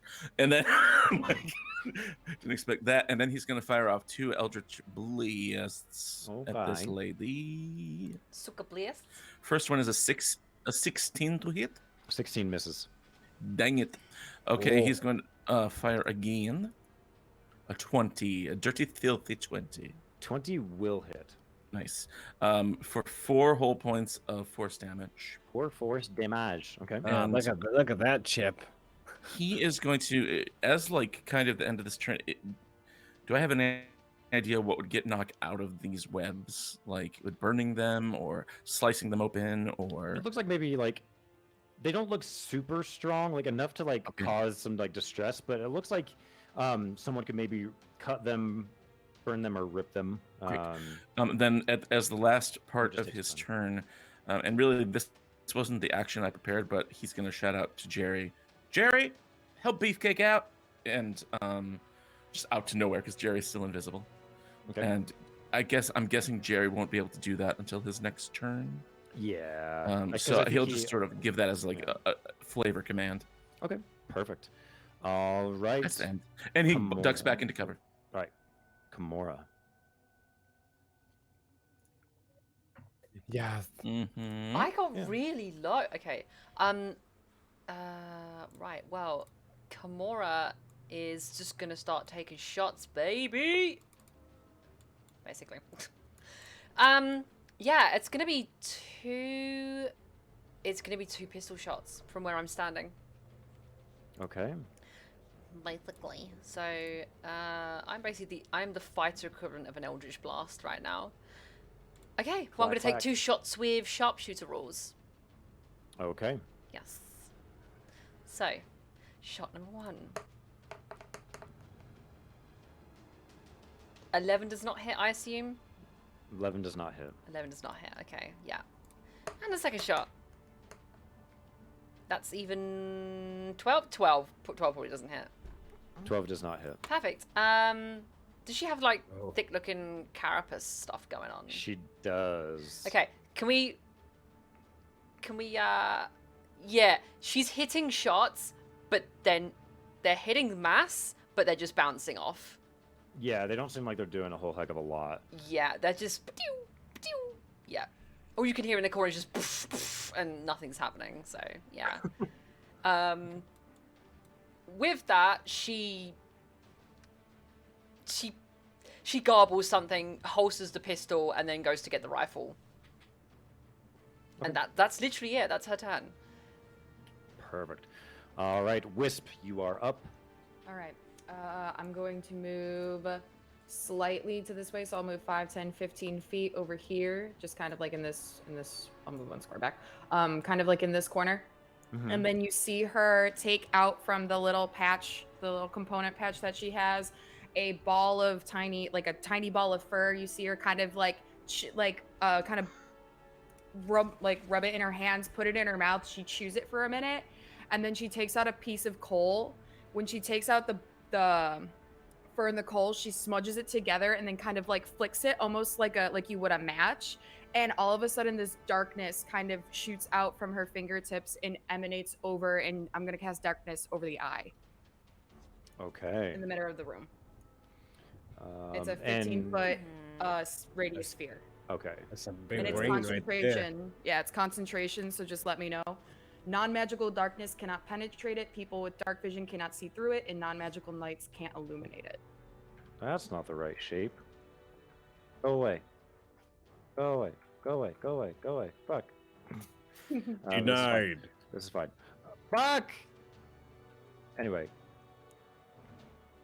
There we go. There we go. That's about right. And that, you see just a shroud of darkness just kind of descend upon the container and the eye, just shrouding it in darkness. And then that's my turn. I'm going to hang out there. All right. It is one up. Karina's turn. She looks down at Knock again, shouldering the rifle while he is restrained. She's going to make another bad news attack. It will be at advantage because you are restrained on the ground.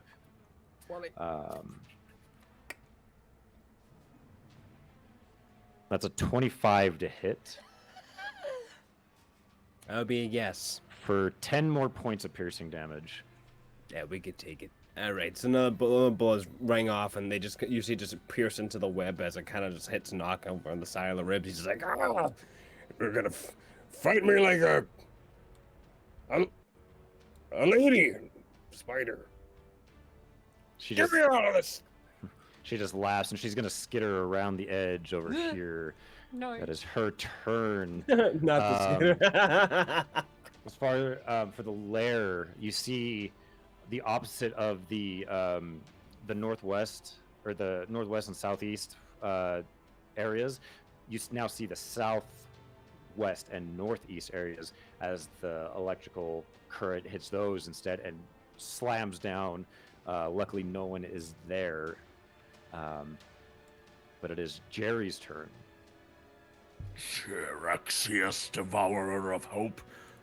Jerry is going to fly as far as he can to try and get to Knock. He has, let's see here. I'm gonna measure this using a little bit of a measuring tool. Okay, that's very good. He can get, using a double move, he's going to get right up to Knock, but doesn't have enough action left to cut him free. Okay. So he flies that way, and he looks at Knock in the eyes, and he says, Do not be afraid, baby man. I will free you.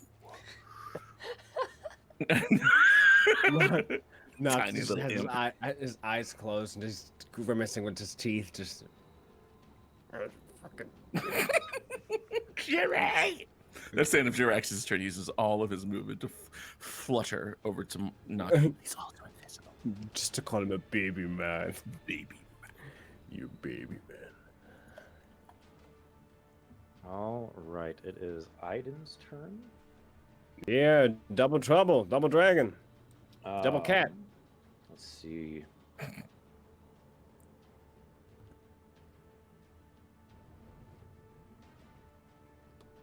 one doesn't work.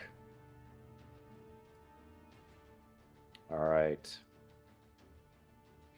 Let's see. He kind of looks around and sees who's around him. And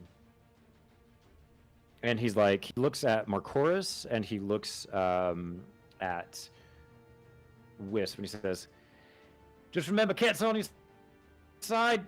He gives you a thumbs up and is going to cast Bless on you two and himself. If he can. So you guys can add a d4 to your attack rolls and saving throws. Thanks, pal. Yep, Cat also with you. But I realize that's a concentration, so his invoked duplicity goes away. All right, and That's okay, fine. that seems like okay. I mean, Fuck, I forgot about that. My bad. yeah, it's all right. I'm just stay out of the, just watch out for the lightning in the floor and shit like that. Maybe move to a different quadrant of the room. Right a fucking night, lightning too. He's gonna move though. He's gonna move up to. He kind of runs up next to you. All right, that's fine. Yeah, howdy. Knock, it is your turn. To break out of restraint, what was one human have to do, or excuse me, Goliath have to do? So you can attempt to make a strength check to break out of these. Wait. D&D Dad, is it also possible to go ahead and use the fire that billows from my flesh to burn it? You could try, but it seems pretty thick webbing. It might take a little bit longer to try to burn through it. Then we're just gonna Super Saiyan our way out of that thing. Let's get in there. Strength check it is. Mm-hmm. Says strength save, right?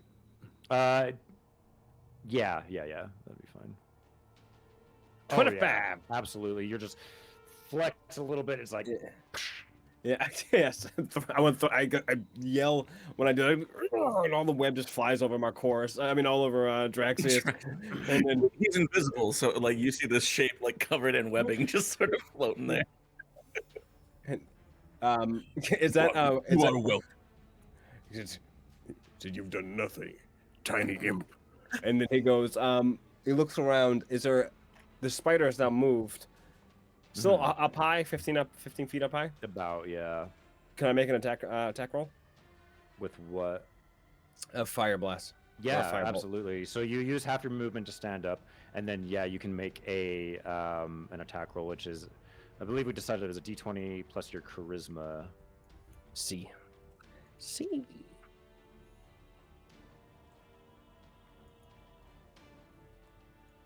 I mean, a natural 20, my friend. Plus whatever. That One. will absolutely hit, and it will invoke our crit rules. So roll a d10, and it'll be plus 10 for the crit damage as we max out that roll. So just go ahead and roll a 1d10 plus 10. Well done. Weird. Okay, that's awkward.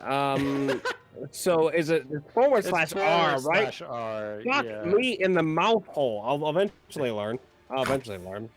1 died 20. 13, my friend. That's a 20, isn't it? Yeah, you roll a d20. I'll be all right. What I'm gonna do is I'm gonna quit We'll get D&D it. forever. That's the first thing. Can't wait. 1 died 10. I hate my So life. close. I really do. I copied the same one that wasn't there beforehand, like a jackass. Roll 1 die 120. That's not a thing.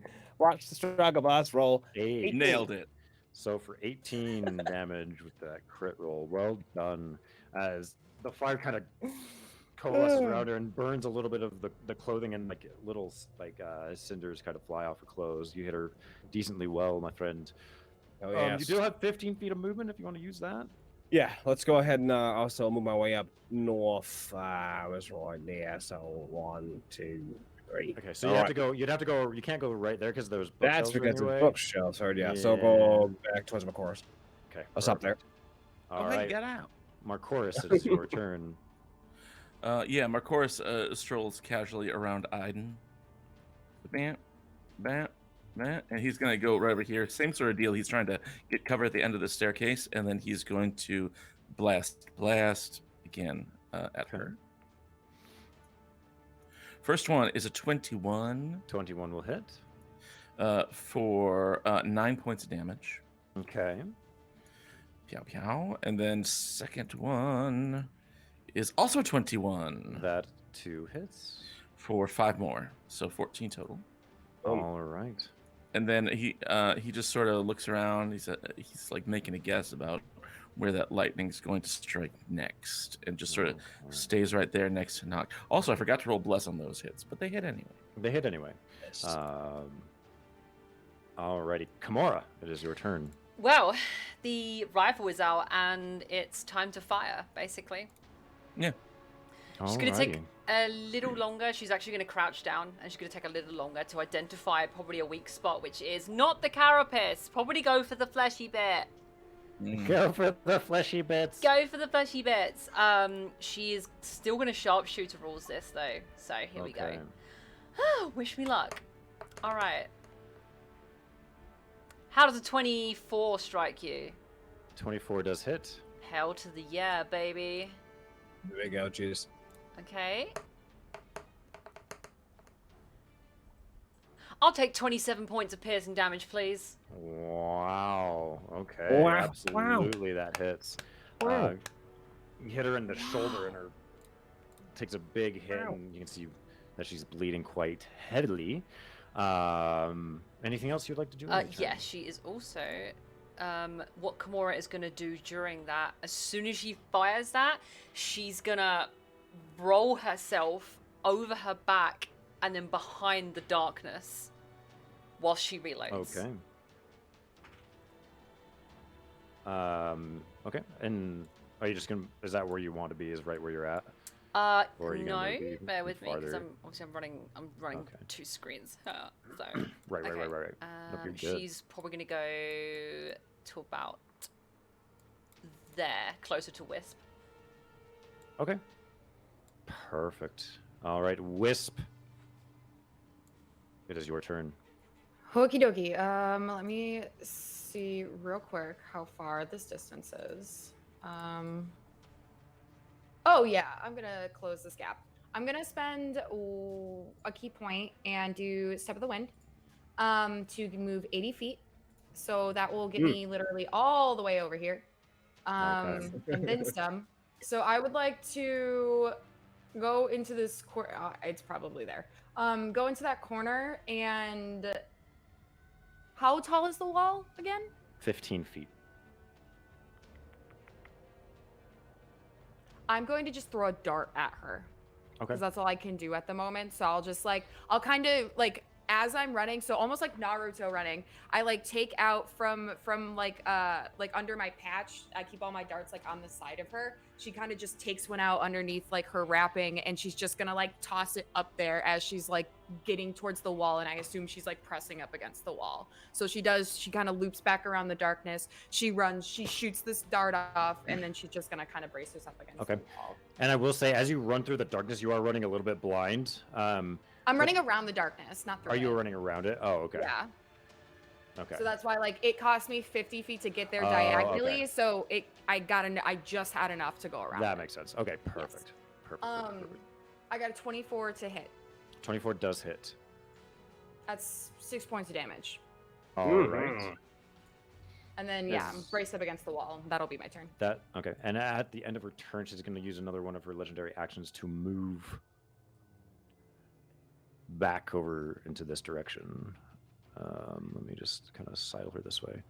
And it is her turn. She is going to take an attack at Marcoris. You are behind some cover, so you will get a little bit of a bonus as you're in partial cover. So you'll get a +2 to AC. A cool. Yes. I have an additional question. Okay. Is she undead? She is. She has to make me a wisdom saving throw against my DC of 14. Oh. What for? I have a trait. Okay. As Warlock of the Undying, I have a trait called Among the Dead, where undead have difficulty harming me. Okay. And if they target me with an attack or a harmful spell, they have to make a wisdom save. Okay. If they fail, they either have to choose a new target or forfeit the spell in general. So it's a DC 14 wisdom save. But if she succeeds, she's immune to the effect for 24 hours. Okay. She rolled a 16. She succeeds. She can shoot at me. And she will attack you. 25 to hit. Yeah. You take ouch 20 points of piercing damage. Ouchie. As the shot ricochets through the bookshelf and hits you in the back, and you kind of fall forward from the force of this blow. That thing stings. Yeah, it's nasty. It is the layer action's turn. I'm actually going to put this on the map layer just so I can see. Kimura, right next to you, about 5 feet to your left, the lightning strikes down, fortunately, missing you. You don't have to step away or anything, but you can see kind of an area where it's now affecting. And you can see Marcoris and Knock behind you, directly behind you right here is where it hits, and it kind of hits in this general area. Again, no one's in the area, so it doesn't hit anyone. It is Jaraxius's turn. Okay. Jaraxius forfeits his invisibility to laugh maniacally. Okay. As she hears this, and he rises up right in front of her. Tries to stab her with his tiny little tail. Is he still covered in web? Yes. Just webby shadow things. So I would understand if he does not make this with advantage, because he's not really invisible right now. You can make it normally, I'd say. I don't. Just a straight up roll. Okay. If you think his invisibility would go away as he's laughing for flavor, then and he's covered in webs. I mean, yeah. We'll just say it's a straight roll for him. Okay. That is a 15 to hit. 15 misses. Very cunning. And he he just sort of hovers there in front of her. Okay. He you know what he's going to do? He's going to cover in front of her, and whenever she aims her gun, he's going to try to get in front of it. Right. Okay. Before he can do that, she's going to use another one of her legendary actions to do a necrotic bite. So she flies, and you see her smile, and you see these jagged, sharp teeth, and she reaches out and tries to bite Jerry. She rolls an 18. Okay. And takes 2 points of piercing damage and 2 points of necrotic damage for a total of 4 points of damage. Okay, I gotta look here. Okay, necrotic. This is this. So is it piercing? It's 2 points of piercing. Okay. And 2 points of necrotic. Is it okay? It is 1 point of piercing and 2 points of necrotic. Okay. Because he has resistance to piercing. That's oh my god. Okay, so 3 points of damage. Yeah. Oh shit, that's Mark. Okay. Yes, he definitely takes 2 points of damage and 3 points of damage, which, to be fair, is like a third of his health. Right. And I'm assuming he's got to be like right here, like 5 feet in front of her, right? Oh, absolutely. Yeah, okay, he's right in front of her like an idiot. That's what I assumed. Okay. Perfect. All right. It is Aiden's turn. Wait, my boy. I think he's just gonna do this. Do the thing. Let's see. Do the thing. Julie. Julie, do the thing. Julie, do the thing.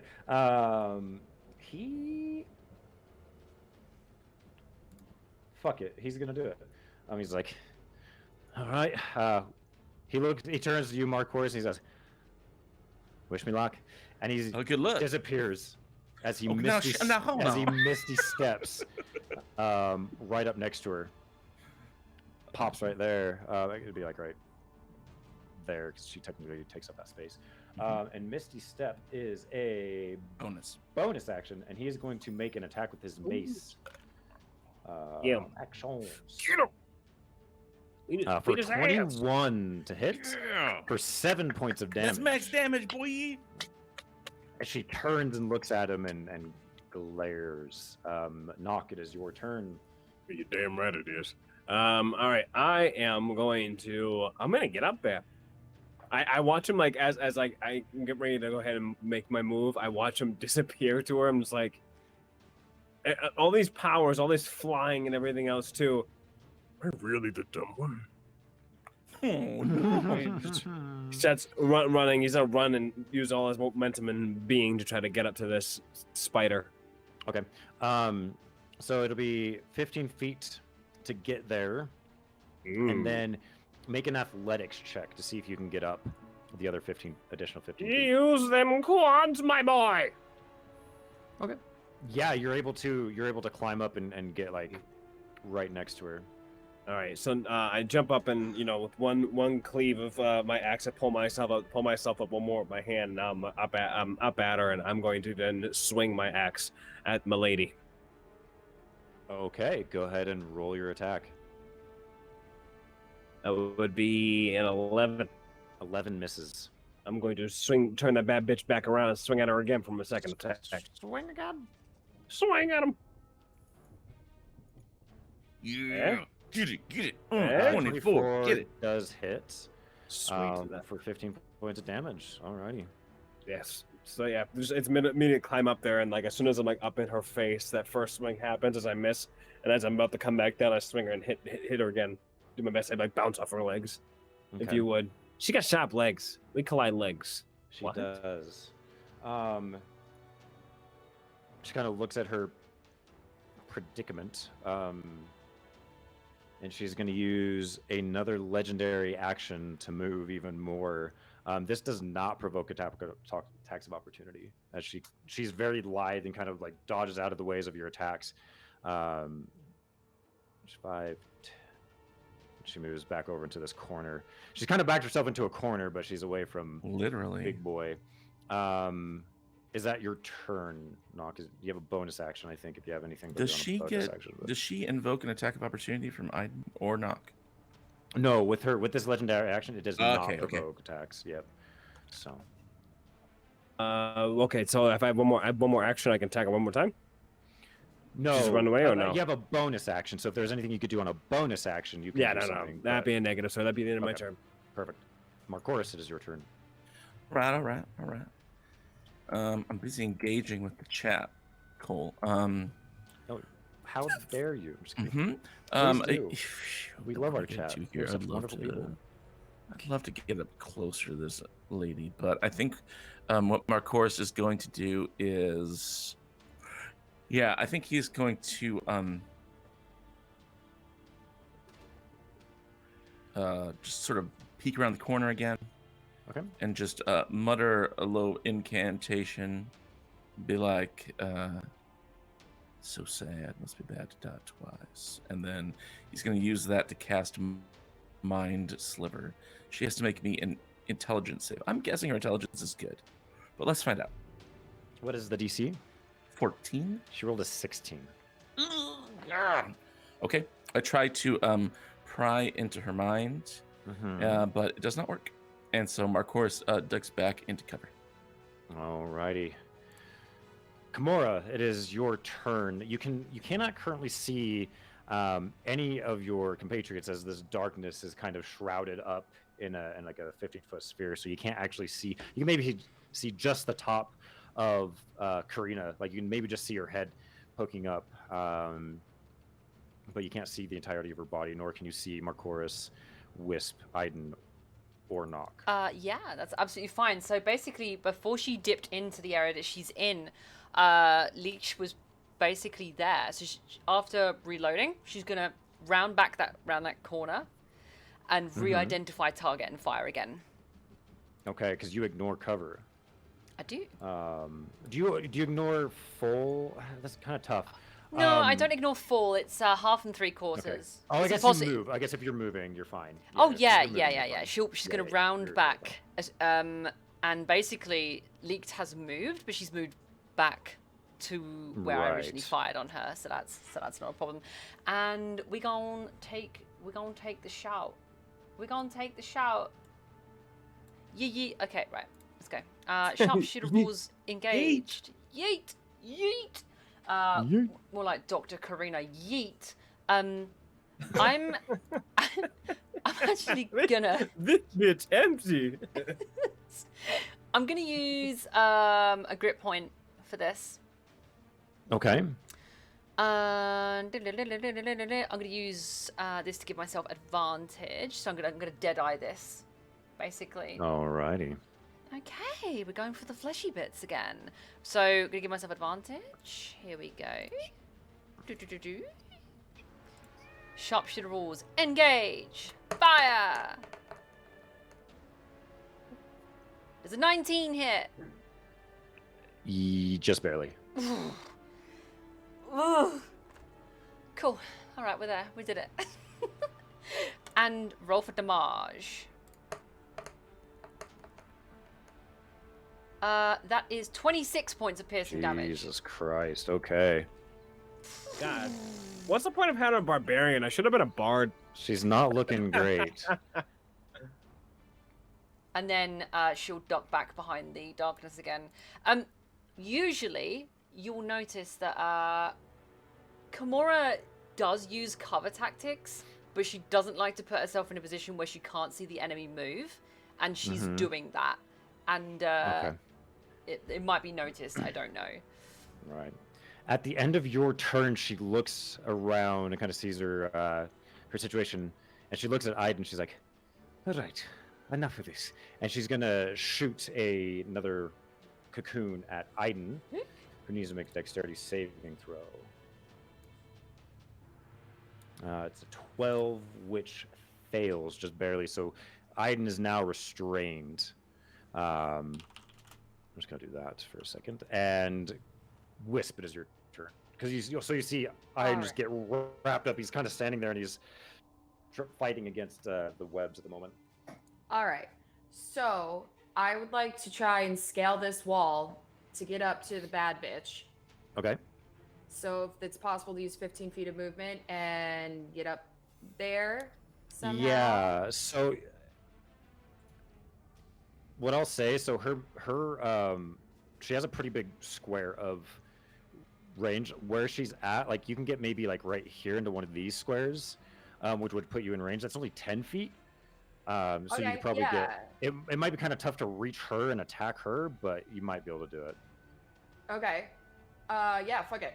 So we'll move 10 feet onto the wall. Okay. Go ahead and just make a quick athletics check as you're kind of. Cool. Will that count as my action if I have to do that? No, this is just part of to see if you can actually get up. Okay. You said athletics? Yes. It's a fucking 7. 7. You kind of slip and you're not able to make it quite all the way up. Awesome. Then I'm just gonna hold my turn. I'll hold an action if she gets into range because I'm not in range. Right. I'll say you can get you can be like at the base right here. Yeah, that's still not gonna do anything. I can't do anything. So I'll just hold my action, I guess, if she gets in combat range. Okay, perfect. All right, it is her turn, and at this point, there is a shaking of the earth around you as you also hear a heavy, deep laughter echoing from around you. And she looks at all of you. She says, "Not long now." And she kind of sidearms the rifle and pulls out a longsword and is going to make 3 attacks at Aiden with advantage because he is restrained. Oh, I didn't know. That's a 22 on the first hit, which will hit. So just give me a second while I do this. For 9 points of damage on the first hit.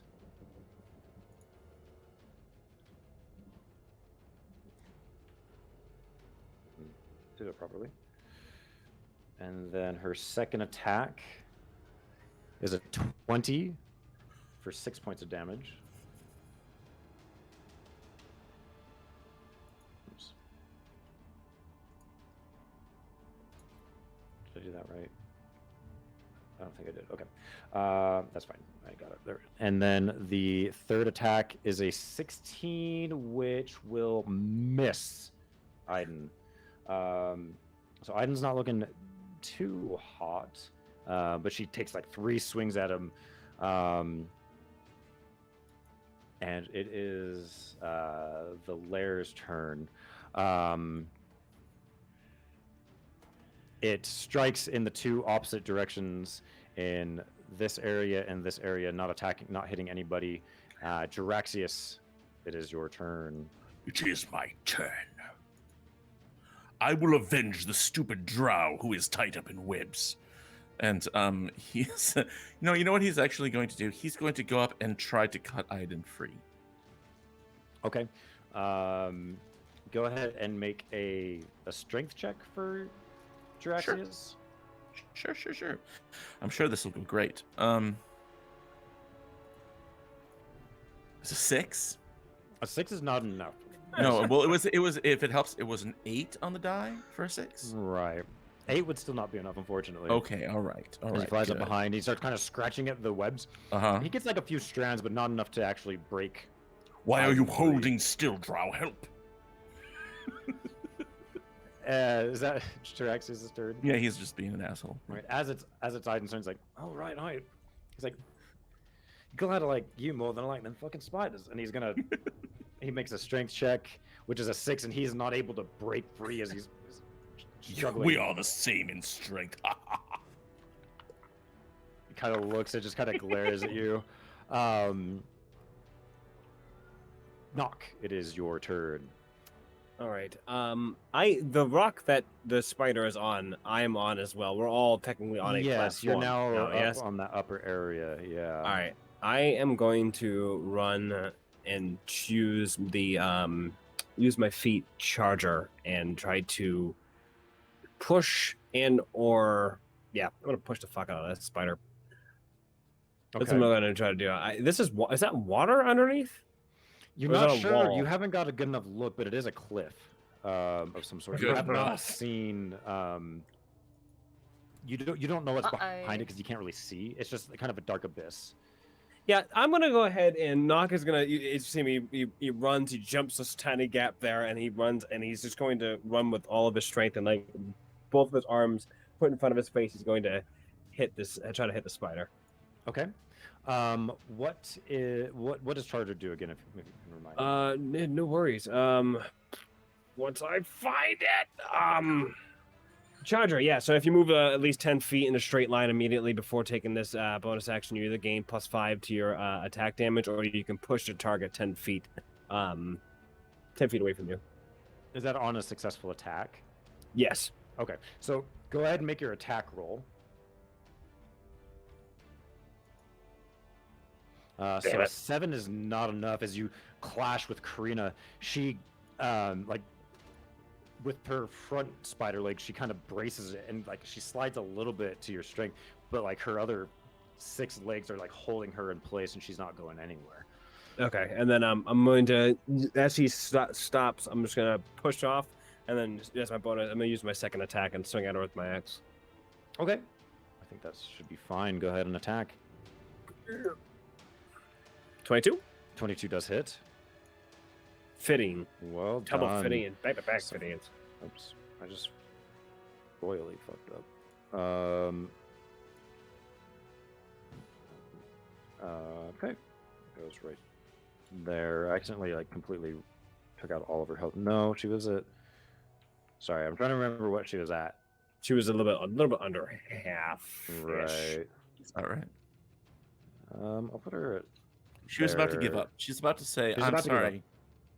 She was. You were right. But she's got an increased vigor. Jesus. Okay, that's right. And you take a swing at her, and it cuts like one of her legs, and you cut it clean in half. She kind of stumbles. As another one of her legendary actions, she's going to make a necrotic bite at you. For a 16. That'll hit. So you take 1 point of piercing and 1 point of necrotic damage. Not too much. Okay. Third. And 2 damage. Marcoris, it is your turn. Marcoris is going to amble up here to the next bookshelf and fire 2 more Eldritch Blasts up at her. Okay. Here come 1. Nope. First one misses. That's a 9. Okay. Oh, wait. No, I wouldn't be able to hit anyway. I was going to say I would roll a d4 for the bless, but nope. 9 and a 10, so he misses both of them. Both of them miss, unfortunately. Yep, and at that, Marcoris is like, well, dang. Just like that. So nonchalant about it. Well, dang. Shoot, dang. All right. Kimura, it is your turn. So, I'm a very basic, aren't I, with my thing. So, it's. But you're pop and very effective shoot. at it. Yeah. It's a pop and shoot basically. She's gonna pop. No, she's not. She's gonna remember that she can hover. She's gonna hover up above the darkness this time, and fire down on her. I can do that, right? Can I get above the darkness? Yeah, sure. Yeah, perfect. Yeah. Okay, well, in that case, sharpshooter rules, flat roll, go.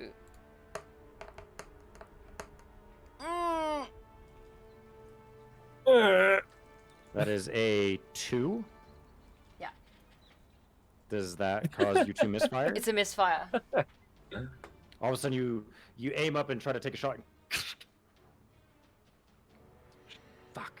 And you Yeah, have to- pretty much. As soon as it is clear, she's like, "Now, not now," and she doesn't even try and go for the misfire. Like jam, she slings the rifle back under and pulls a pistol out. And I think I can take a shot with a pistol based on that. Yeah, you should be able to. Yeah. As a Okay, second so action. she's gonna try and take another shot. With sharpshooter rules. Okay. My rifle is balked. No. Roll. There was also a 2. But it's okay. It wouldn't be a 2. You rolled a 12. Minus 5. Yeah, because I get a plus 10. Right. Yeah. So it would be a 7. Yeah, it's so a you 7, wouldn't but jam. I rolled. It was a nat 2 again. Is what I'm saying.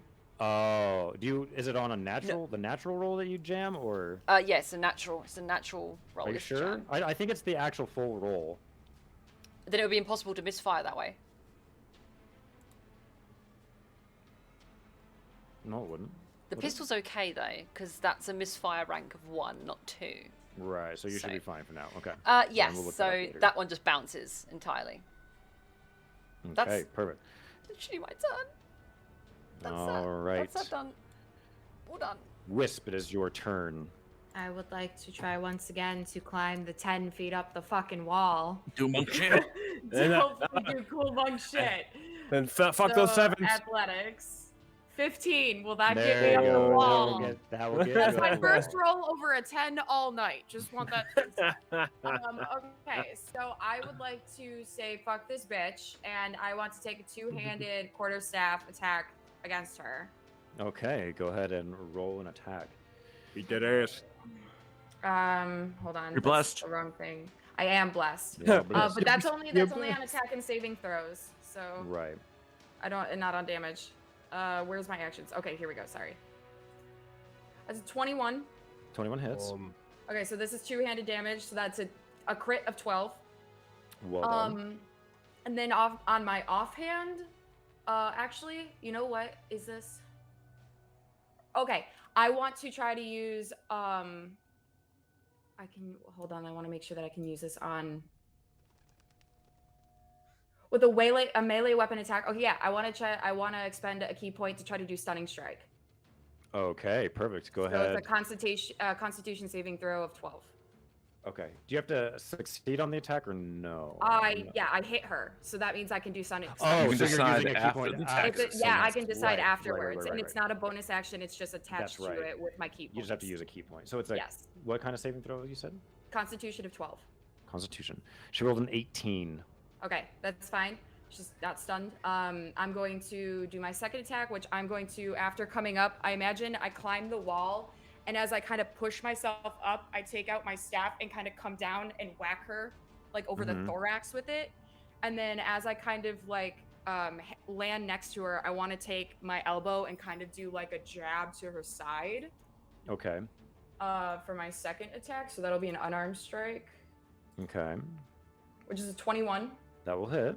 Get him, girl. That's 9 points of damage, and then I would Okay. also like to expend another key point and do flurry of blows as my bonus action. Okay, go ahead and make that's one another more attack. That's 2 more attacks. Hey, Ray. Is It's it? two I think more it's. unarmed. Is Hey, it Ray. 2 more? I think Hey, it's Ray. 1 more. It's 2 more bonus attacks. I think. It Wait, says you've already after done you- one of your bonus. Hold right? on 1 second. What's up, Everybody Doc? shut. She's stunned, right? No, she's She's passed not her. stunned. She's not. Okay, never mind. She's She's not. not I'll go stunned. back to unmuting my It says microphone. it says after you take the attack action, spend 1 key point to make 2 unarmed strikes as a bonus action. So I get 2 unarmed strikes. Which you already just did 1. No, that was a second attack. That was. my second attack. This is a Oh, bonus you have. action. Do you have 2? for my You key- have 2 yes, attacks, for my right? key Okay. point, My yes. bad. My bad. Yep. So I Go get ahead. 2 more. Absolutely. My bad. Okay, so that's a 15.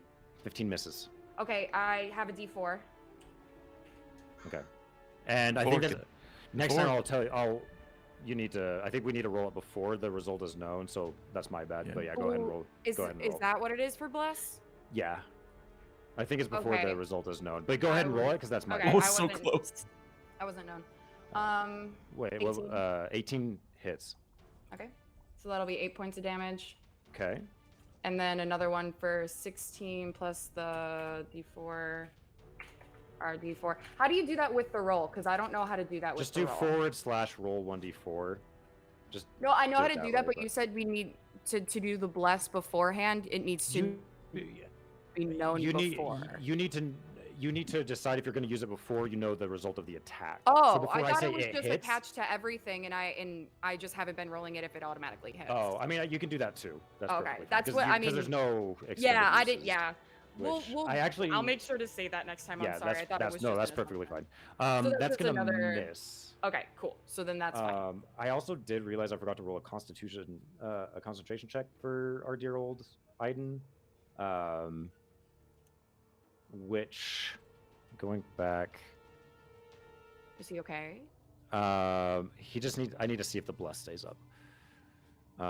Which I think he did take. Oh, Yeah, okay. he succeeds. He's fine. Okay. Okay. Cool. Um, Because I could retcon whatever we need to. yeah, no, Okay, you're just fine. fine. He succeeds. So. Okay. All right. So yeah, she's pissed and she's Yeah. wailing that last one. So like she takes she goes for the elbow, she hits the elbow flurry of blows, she kind of comes down with her fist and kind of will just like hammer fist her, kind of like in the same vein.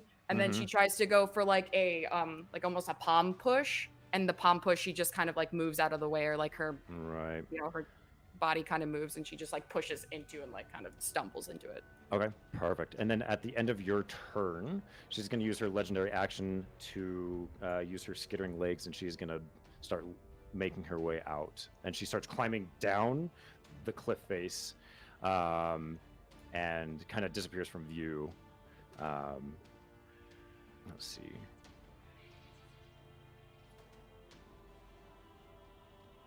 All right, it is her turn now.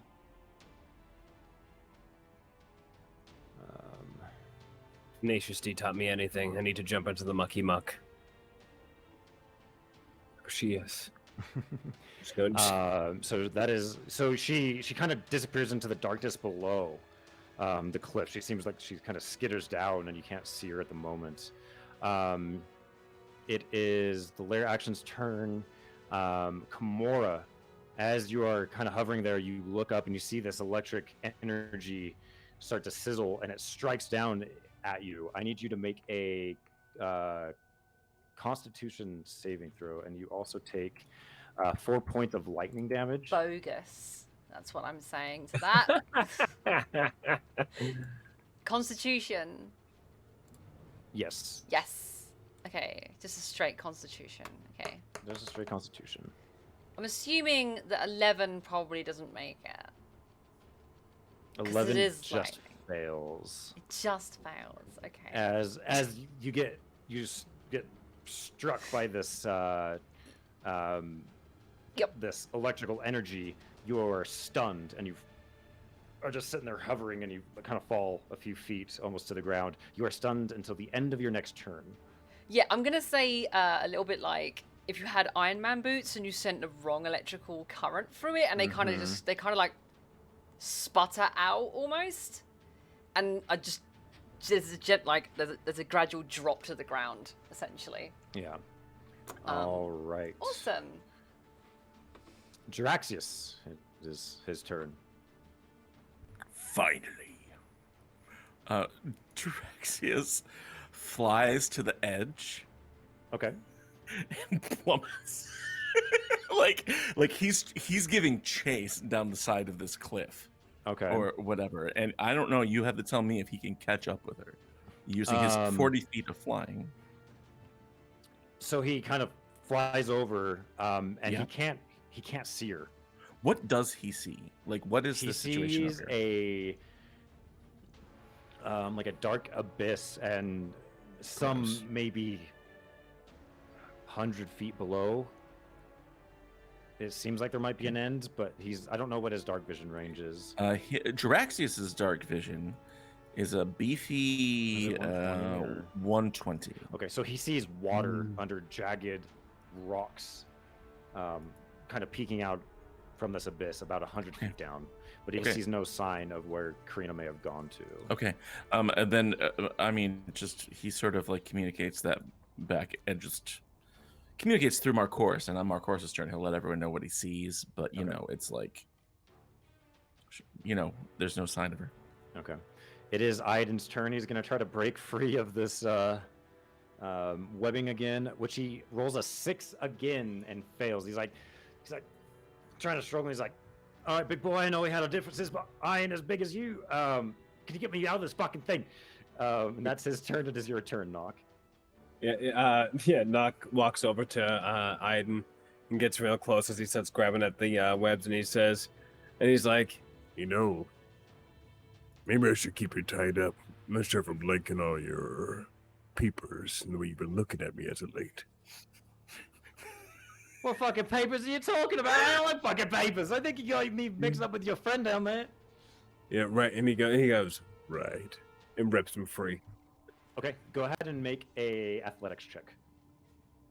As your action. I'm gonna rip the shit out of this guy. Come here. Come here. Right.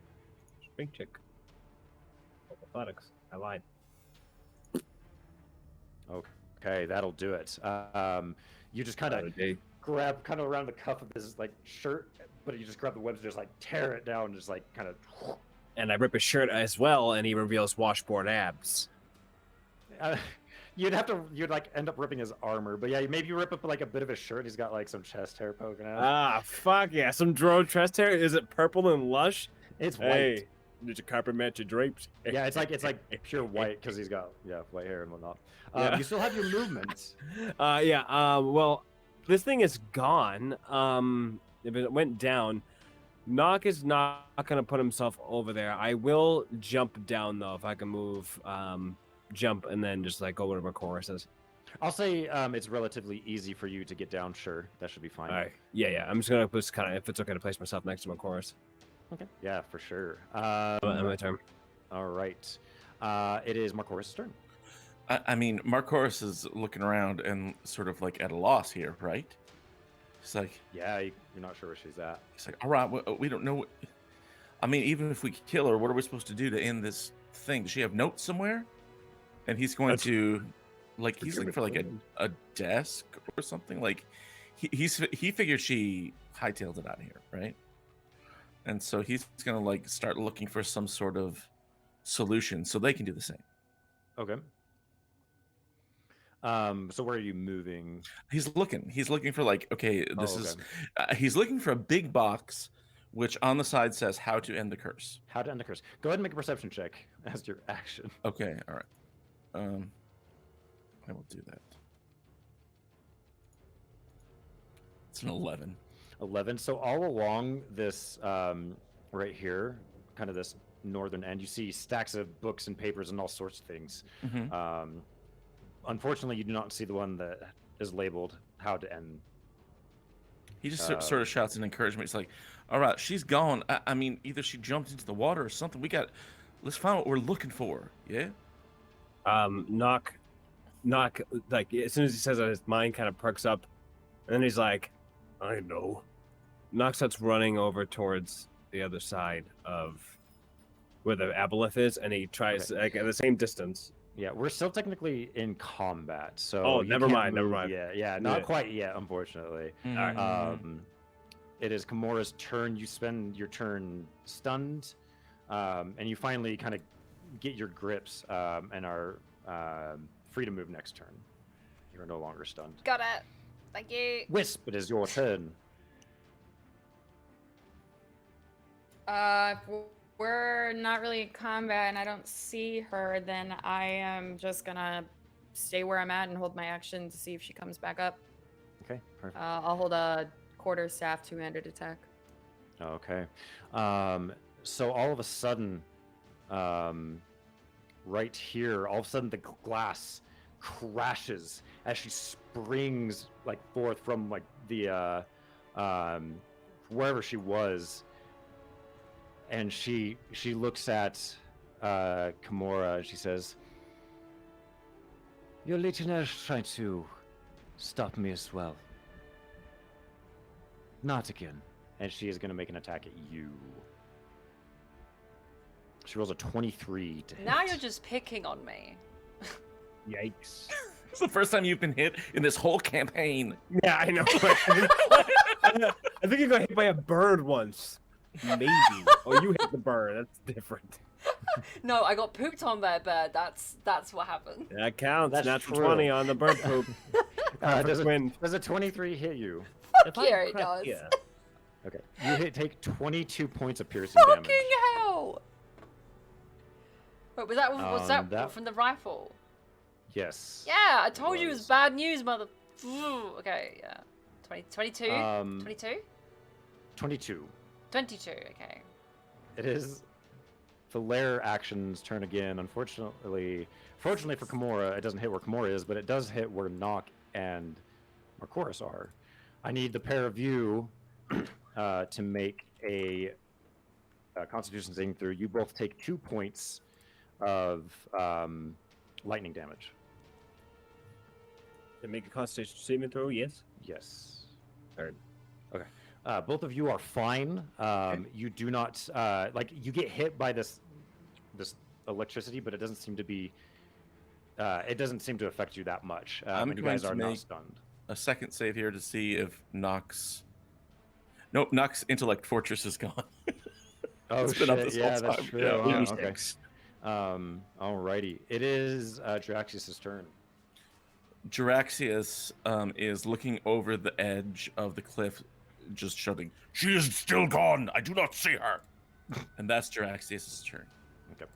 I will also say on initiative 20, I forgot to mention, over in this area, there is a blue circle that begins to light up, and you can see a darkness beginning to open up Where? as some sort of portal down here. I'll do this. So, fucking not a rectangle. Fucking Fucking Geometry. Geometry. Fucking. I'm on the wrong layer anyway. So right here, some sort of portal is beginning to open. Oh shit. It is Aiden's turn. Aiden kind of looks around. Let's see. And sorry, give me just a second to look up this. I should be better about knowing what he can do. We gonna make use of him, man. We're gonna bring this rag. Telling about mess. So if I pick up the aboleth and use it as a melee weapon, He all of a sudden you can hear him say, "He's like, fuck, well, desperate time calling for desperate measures." And he kind of looks. He's like, "Don't mind me, all right?" And all of a sudden, you see his form begin to shift and change as he begins. You see the cloak on his back, which is like a leather made, like some sort of thick leather, begins to encapsulate him, and he begins to transform. You see paws begin to form as he turns into a hellhound, using his cloak, and he's gonna bound down. Yeah. 8. And I will hide him where he is there, and he's right here. He's a dog. 5, Hey, 10, man. 15, 20, 25, 30, 35, 40, 45, and he just starts running this way, and ends up right there. And that's all he can move on his turn, because it takes his action to do that. Knock, it is your turn. Throw the dog. All right. I'm going to. How many feet is 1, 2, 3.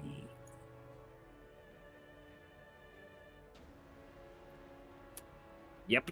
All right. I'm gonna stop my movement there, and I'm gonna shoot a fireball at this spider lady. All right, go ahead and roll your attack. Hold on, I'm scared though, because last time it didn't work out right. It's /R, right? /R and a D20. Whoa. Whoa. Hey. All right, nah, it's a miss. Be a 12 roll. So 11. I believe you do have bless. You can use bless as well. True. I don't think it'll hit, but We're gonna try anyway. Nope. 12 misses, unfortunately. Indeed. Yeah, so I hurl that fireball and it just flies right over and it's right into the Yeah. darkness. Damn Okay. it. Marcoris. Marcoris, seeing her burst back through the window, is going to try this. He's gonna cast Toll the Dead on her. So Okay. I need, because that's got a big old 60-foot range, which should reach. And let's check. Bingo. And she's gonna need to make me a Wisdom saving throw of 14. Okay. She rolls a 12 and fails. She does fail. Big problem for her. But not for Casimir. But not for Pushkin. 12 points of necrotic damage. Wow, okay. Does all that go through? It does. Okay, sweet.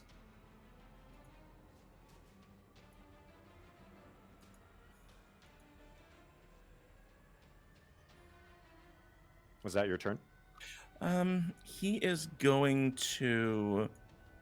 Yeah, he's just gonna. I mean, if he has anything left, he's just going to step up next to Aiden and pat him and say good boy.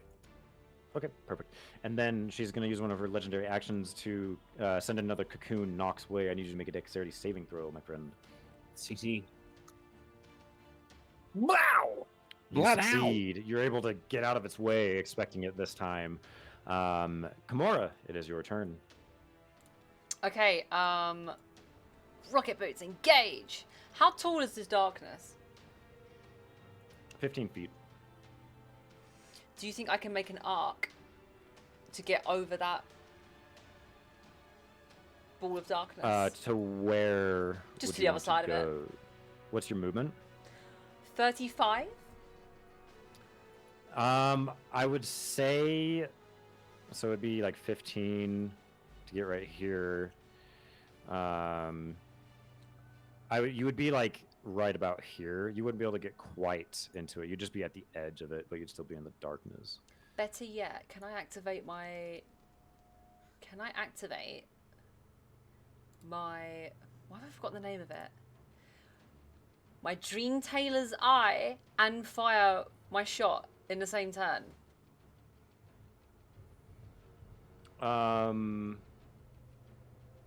What are you using the Dream Tailor's Eye for? Well, basically, the Dream Tailor's Eye will activate Mirror Image, but it also gives me 5 foot of True Sight.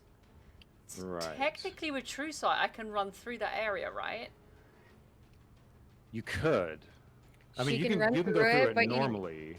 Yeah, but you won't be able to shoot through it technically. I think it would still impose It'd be, like, disadvantage because full- technically yeah, is exactly. non-magical. It's non-magical light. Oh no, I wasn't going to try and shoot through it. The True Sight Oh, will allow then me you to should see be 5 fine foot ahead of me, so I'll be able to essentially navigate through it gradually. Oh, yeah. Right. Yeah, I you would could. Yeah, you could do say- that. I'd for basically it. You take could my do that. shot first, then disappear back through it. Okay. Yeah, go ahead and go ahead and roll your attack. Awesome. This is also So the does last True round. Sight? Does True Sight let you see through anything then? Like literally Yeah. anything? Pretty Mhm. much. It even lets Oh. you see if somebody is disguised or morphed as another being.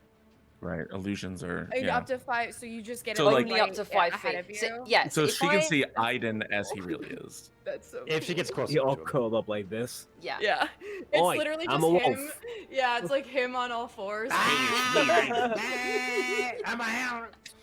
I'm a fucking hellhound. And Woof, it's like woof. you hear that, but it's him going. "Roar." Oh no! He's in cosplay. The great thing about True Sight is it's basically God Sight. So I've got God It Sight really to 5 is. feet, which is muy bueno. Okay, so anyone, probably only Nock and Karina really. She reaches into her pouch and she rips out this eye with her left hand, not her pistol hand. And she holds the thing up and then opens her hand, and there's this eye in the palm, and there's like a flash of light, and then she basically spreads out duplicate. Right. So for for everybody at home, what we see is this eye that it's not encased in anything. It is just an eye from the Dream Tailor, which is a doppelganger. This, like, the sinew and whatnot, the muscle are still hanging from this thing, and there's still like ichor and blood. And all of a sudden you pull it out, and all of a sudden the eye, which was a little dilated, like, opens up, and you cast your mirror image, which gives you 3 of you. Yep, an additional 3. Yep. And then you Nox worst nightmare. Nox worst nightmare, lots of Kimuras. You are able to move those as you see fit. And Perfect. as you begin moving through the darkness, there's a moment where you pass that tank, and the eye all of a sudden turns, like your eye that you're holding, like, forces your hand and turns and looks at the other eye, and like the 2 eyes meet for a moment. And there's a strange, weird connection for a moment, but you're able to move past it. Okay. Was I able to fire my Anyway. shot off before I ducked back in?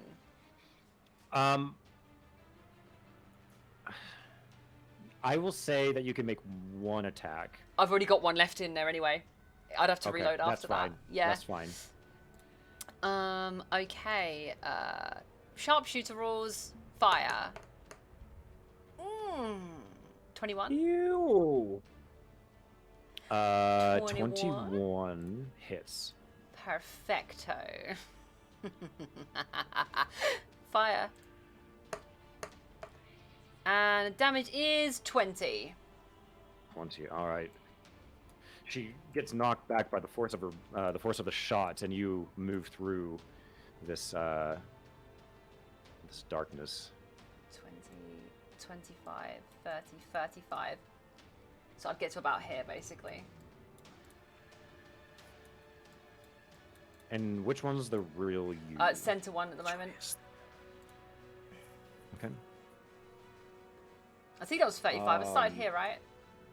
5, 10, 15, 20, you're 25, 30. So I've moved 30 feet. Okay. I All might right. as well Is that get the last one, 35. okay? Yeah, Perfect. that's my turn. All right. All right. Wisp, you are up next. Monk shit. Okay, so I'd like to spend, I'd like to spend another, you know what, no, let's not Ray's do done. that. I'm just trying to, I only have 2 key points left. I'm just gonna run my Heat up. 40 feet, and get as close as I can, so 5, 10, 15, 20, 25, 30, 35, 40.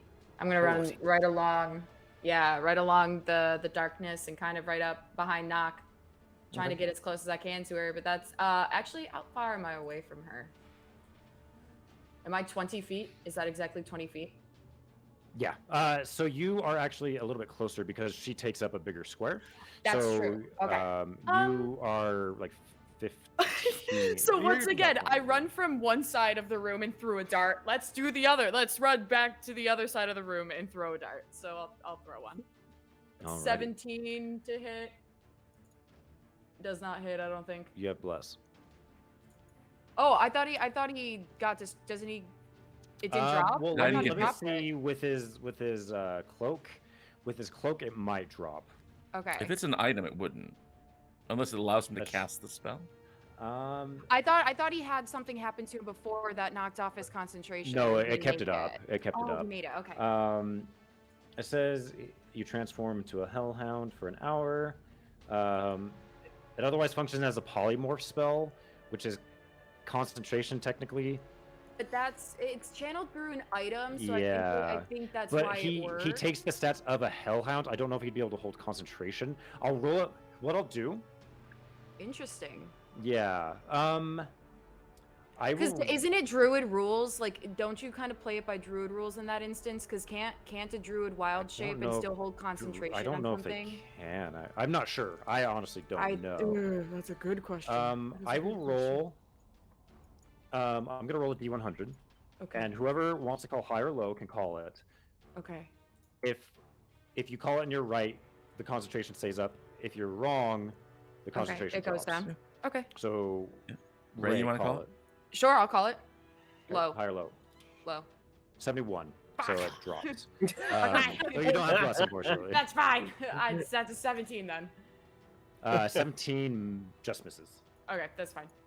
Okay. It just tings off and flies somewhere. Mm-hmm. All right. It is Dr. Karina's turn as she stops and puts her gun away. She stows it to the side and she says, Gurgatar, I call forth to you now. I am your vessel. And she brings her hands out like this, and there is a rumbling, and rocks begin to fall. And all of a sudden, behind you, in front of you, Kimura, you see a massive, giant spider leg go and start Okay. to push its way up. It is the lair action's turn. Huh? Knock. I need you to make a Constitution saving throw. You take 2 points of damage. There's so Lightning many points. spiders. Yes. 11 is a fail. You are stunned until the end of your next turn. Close the portal. That's the worst. Draxius. I mean, like, so Draxius now is aware of what's going on. Is there any indication of like how to break this summoning? Like, would killing her do it? Would I mean? It's And it's clearly Draxius evident- making this roll. It's right? it's I'll say it's clearly evident that she is the one that is channeling this. Okay, so if we end her, hopefully the spell. You think it ends. would probably end whatever is being casted. All right. In that case, Draxius flutters in her general direction. That's the best he can do. 5, 10, 15, 20, 25, 30, 35, 40. Double move. 45, 50, 55, 60, 65, 70, 75, and then 80. And, like, that's the... He's right on top of her. That's like flies a double move. right He just flies right up into her face. All right. It is Jerry. Iden the Hellhound's turn. 5, 10, 15, 20, 25, 30, 35, 40. He has 45 feet of movement as a Hellhound. So, let's see. Trying to decide what he wants to do here. Eat spider. Eat humans. Does he died. bite? Or It's does like he choosing fire between breath? Twix. He's gonna Snap into bite. a Slim Jim. Yeah. He's got pack tactics, so he has advantage on this attack because he's next Because to Jerry's Draxius. there. Because Jerry's there. So he's gonna roll. He rolls a 22. Nice. She takes 6 points of piercing damage and 7 points of fire damage for 13 points of damage as he bites in and grabs one of her legs. You hear this like growl, like a dog's bark as he grabs onto her legs and starts pulling her inward, so she like can't get back out the window. Knock, you are stunned until the end of your next turn. So your Mwah. turn is forgone. Quick question: is she Yes. on fire then? If she takes fire damage, is she considered on fire then? It's just no. She's just takes Okay. that fire damage. Yeah. Okay. Yeah. Okay. Marcoris, it is your turn. All right, Marcoris. She is not looking good. No, Marcoris walks up right next to Wisp, and shit, what's he gonna cast here? She's still in the middle of channeling something, so she Yeah, she can't really attack right now. sure.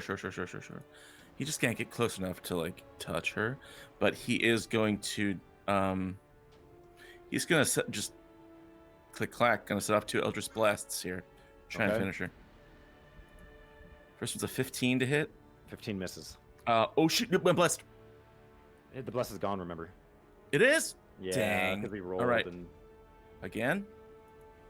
Second one misses also. Just 2. He misses. Bang, bang. And goes wide and curses under his breath. all right. Kimura, Leifuk. it is your turn. First attack action, reload on the pistol. Mm-hmm. Second, she propels herself into the air Okay. and she takes the steadiest aim with the pistol. And she's going to go for a headshot. I'm going to expend a grip point to give myself advantage with sharpshooter rules. Okay. And I'm going to fire. Go ahead and roll. Sphincter clench.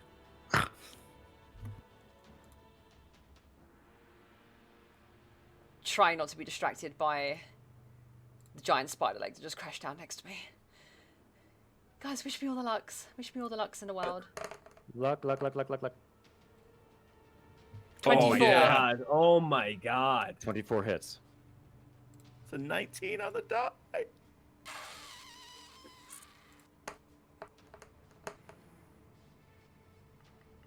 21 damage. She's done. She had 21 hit points. Mora, how do you end Dr. Karina Leash? As she begins chanting, all of a sudden you take your shot. And what happens? Literally, as she jumps up in the air, she puts one arm in front of her to balance herself off. And she aims.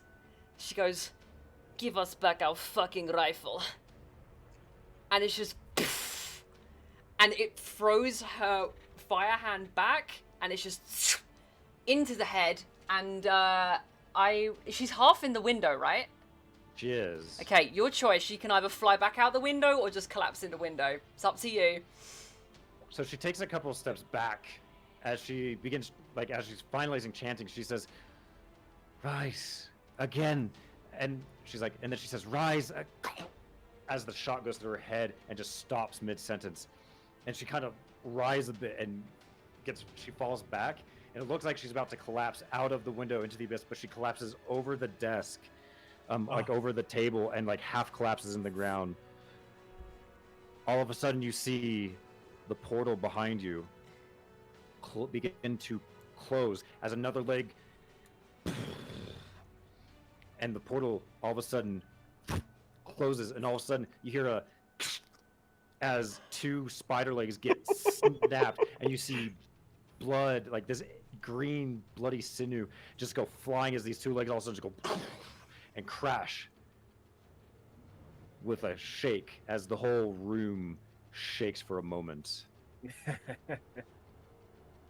And you are finally able to take a breath. Fuck yes! And as you guys sit there,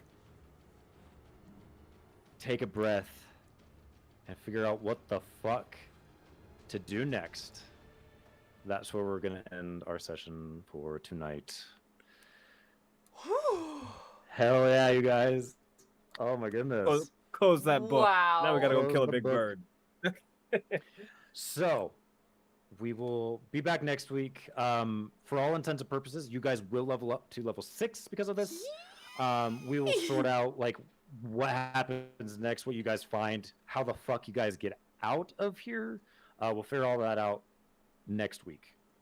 So, before we get into we'll go around and we'll find out where, we can find all of you wonderful people. I just want to thank everybody in chat for hanging out tonight. You guys have been amazing. As always, you guys have been super active. We love you. Thank you so much. Thank you for all the follows and the subs and everything. Let's start with, I don't know, Ray. Where can we find you? What are you up to this week? What's going on? Oh, hey, I'm Ray, or with a brick, with 2 Ks on the interwebs. I've been streaming on my own channel every so often. I kind of just stream whenever. I don't do a schedule thing well, so go follow me and get some notifications. You'll find out when I decide to pop up on the interwebs. Besides that, I'm just kind of bopping around, doing things, working on projects. You'll probably see some more stuff come from me soon. But until then, I'm here every Thursday playing Wisp. The monk who just likes to run like Naruto across rooms. She's getting her great. steps in. I'm getting my steps in. I am Yeah. so physically fit. It's not even funny. Oh my But God. no, I love it so much. That was fucking so cool. That was so cool. I've never fought a Drider. This campaign, every time we fight something, it's something I've never fought before. So I'm having a blast. Thank you, everybody here. Thank you, Lacuna, and Of course. can't wait to be here next week. Yes. Justin, where can we find you? What are you up to? Well, what am I up to? I'm Doc Rimbo. I'm Doc Rimbo here on Twitch. I'm Doc Rimbo over on the Twitter. Every Thursday night, obviously, I'm here, but I'm also here on Monday nights as we play Flames of Freedom, the brand new book. Oh, hold on. Time out. What an exit. I know exactly what's Had to What a happening. get return. The brand new book powered by Zweihander that is, Hey. I got my hard copy. Look at this, boy. Holy shit. Oh, That's that's a thick Look book. at this baby. It's double cheeked up on a fucking Thursday. Talking of spider killers, that would crush a few spiders. That's, Yeah. yeah. Yes, it would. It would come in handy a little bit earlier. We play that on Monday nights. We are heading into our last, I think, 2 episodes can call it a two-part finale if you want, as the party fights for their lives and to save the American Revolution. And it is super fun every Monday night right here on InfiniteRP. In fact, if y'all stick around, I think we're going to go raid 2 cast members from Flames of Freedom in just a little bit. So stick around for that. We're going to raid Game Nights, and I think Dreek, Wally and Sid are both over there. Wally and Sid, 2 cast playing members. Monster Hearts. Ooh, okay. So stay tuned, guys. Beautiful. Isla, what are you up to? Where can we find you all the stuff? Well, you can find me on my own channel, FenixOver. You can also find me on Twitter as FenixOver. You can also find me on TikTok now as FenixOver, which really is just going to be recycled. It's not going to be me doing dances. I will put that out there now. It's going to be me recycling my own roleplay clip content from Red M. But just to give people little snippets, basically, little bite-sized chunks of roleplay. From serious to funny to downright paranormal, because that's what happens now. Other than that, you will find me here every Thursday, of course, and pretty much almost every day on my own channel. We're really ramping up the streaming here. Saturday, I'm doing my first ever subathon, so if you do want to tune in for that, please do. The timer starts at 8 hours. We're capped at 24.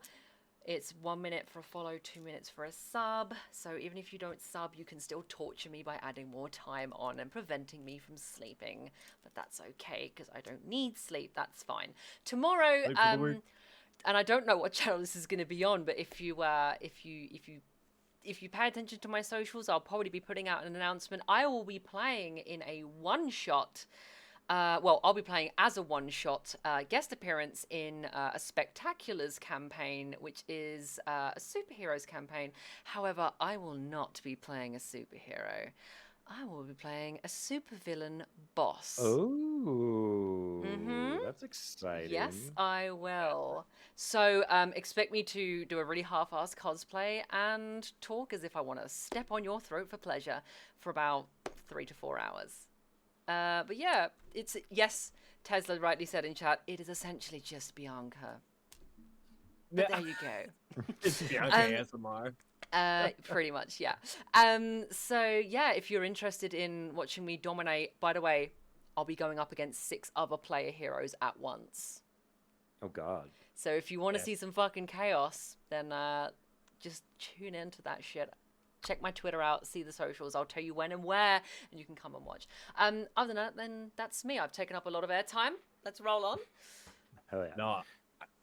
Can you please punch somebody through a skyscraper for me? Like, that has to be a thing. Just like one building, just like a Superman punch. And just have them jettisoning into a fucking building. That's all I need. Well, That's all I need. Here's the thing. I have energy blast empowered punches, essentially. So yeah. No, jettisoning through skyscrapers, that's slight work. That's slight work. Amazing. Derek, where can we find you? What are you up to this coming week? Well, right now I'm itching my eyeball. Second, I'm itching my eyeball. No, so I am Derek from atop Derek Mountain, where you can find me on top of a mountain under that name. You can find me on Twitter and every other social medias and all medias and YouTube or whatever. I'm starting to get back into editing things because I realized that I haven't posted on YouTube in like 4 months. Who does that? You started there, nerd. But we're just making content, doing a bunch of RP. If you're into Native American stuff, you want to learn more about the culture, we're getting ready to jump into some really juicy RP and wild RP, which is gonna be awesome. And I have also been finalizing a music video, the second music video I've ever edited in my life, and it should be going live in the next week or two. So yeah, it's exciting. It's exciting stuff. But yeah, dude. That's exciting. Perfect. Well, I am Lacuna RP, also known as Cole. I think I'm Cole, also known as Lacuna RP. You can find me at Lacuna RP on Twitter and Twitch. I stream sometimes. I streamed a couple days ago for like 2 hours, just randomly. I played some Darkest Dungeon for the first time, which is surprising because we use some of the Darkest Dungeon rules. I love that game. In this campaign, but I've never played Darkest Dungeon. There's a second one coming out. They're releasing. I saw that. Yeah, I saw looks that. super great. It's super fun, and I'm loving it. So I'll probably be doing some more of that here and there. I've also haven't been in the I haven't had the itch to do some like Red Dead Redemption role play, but I just created a new character today. I miss being a ranger too much, so I made a new character whose intent is to become a ranger. Nothing like Tavish, hopefully. Tavish is my old character who died recently. Hey, I'm still sad about it. Forever. But yeah, you can find me there, and that's about it. So thank you guys so much. Again, we greatly appreciate you hanging out with us tonight. Um, Tune in on Monday for Flames of Freedom. Also next week, next Thursday, to find out what the fuck we're gonna do. Um, you know, now, what the fuck is are these guys gonna do? I don't know. We'll find out. Thank you guys for hanging out. Make sure to stay tuned after the credits. We're gonna raid. We are Nerdsmith now because Game Nights is up. unfortunately Game Night's Night. finished. They're on the same schedule as us. Yeah, No. yeah. No. So make sure to give them some love. We love you, Mhm. and we will see you guys next week. Thank you so much. Bye bye.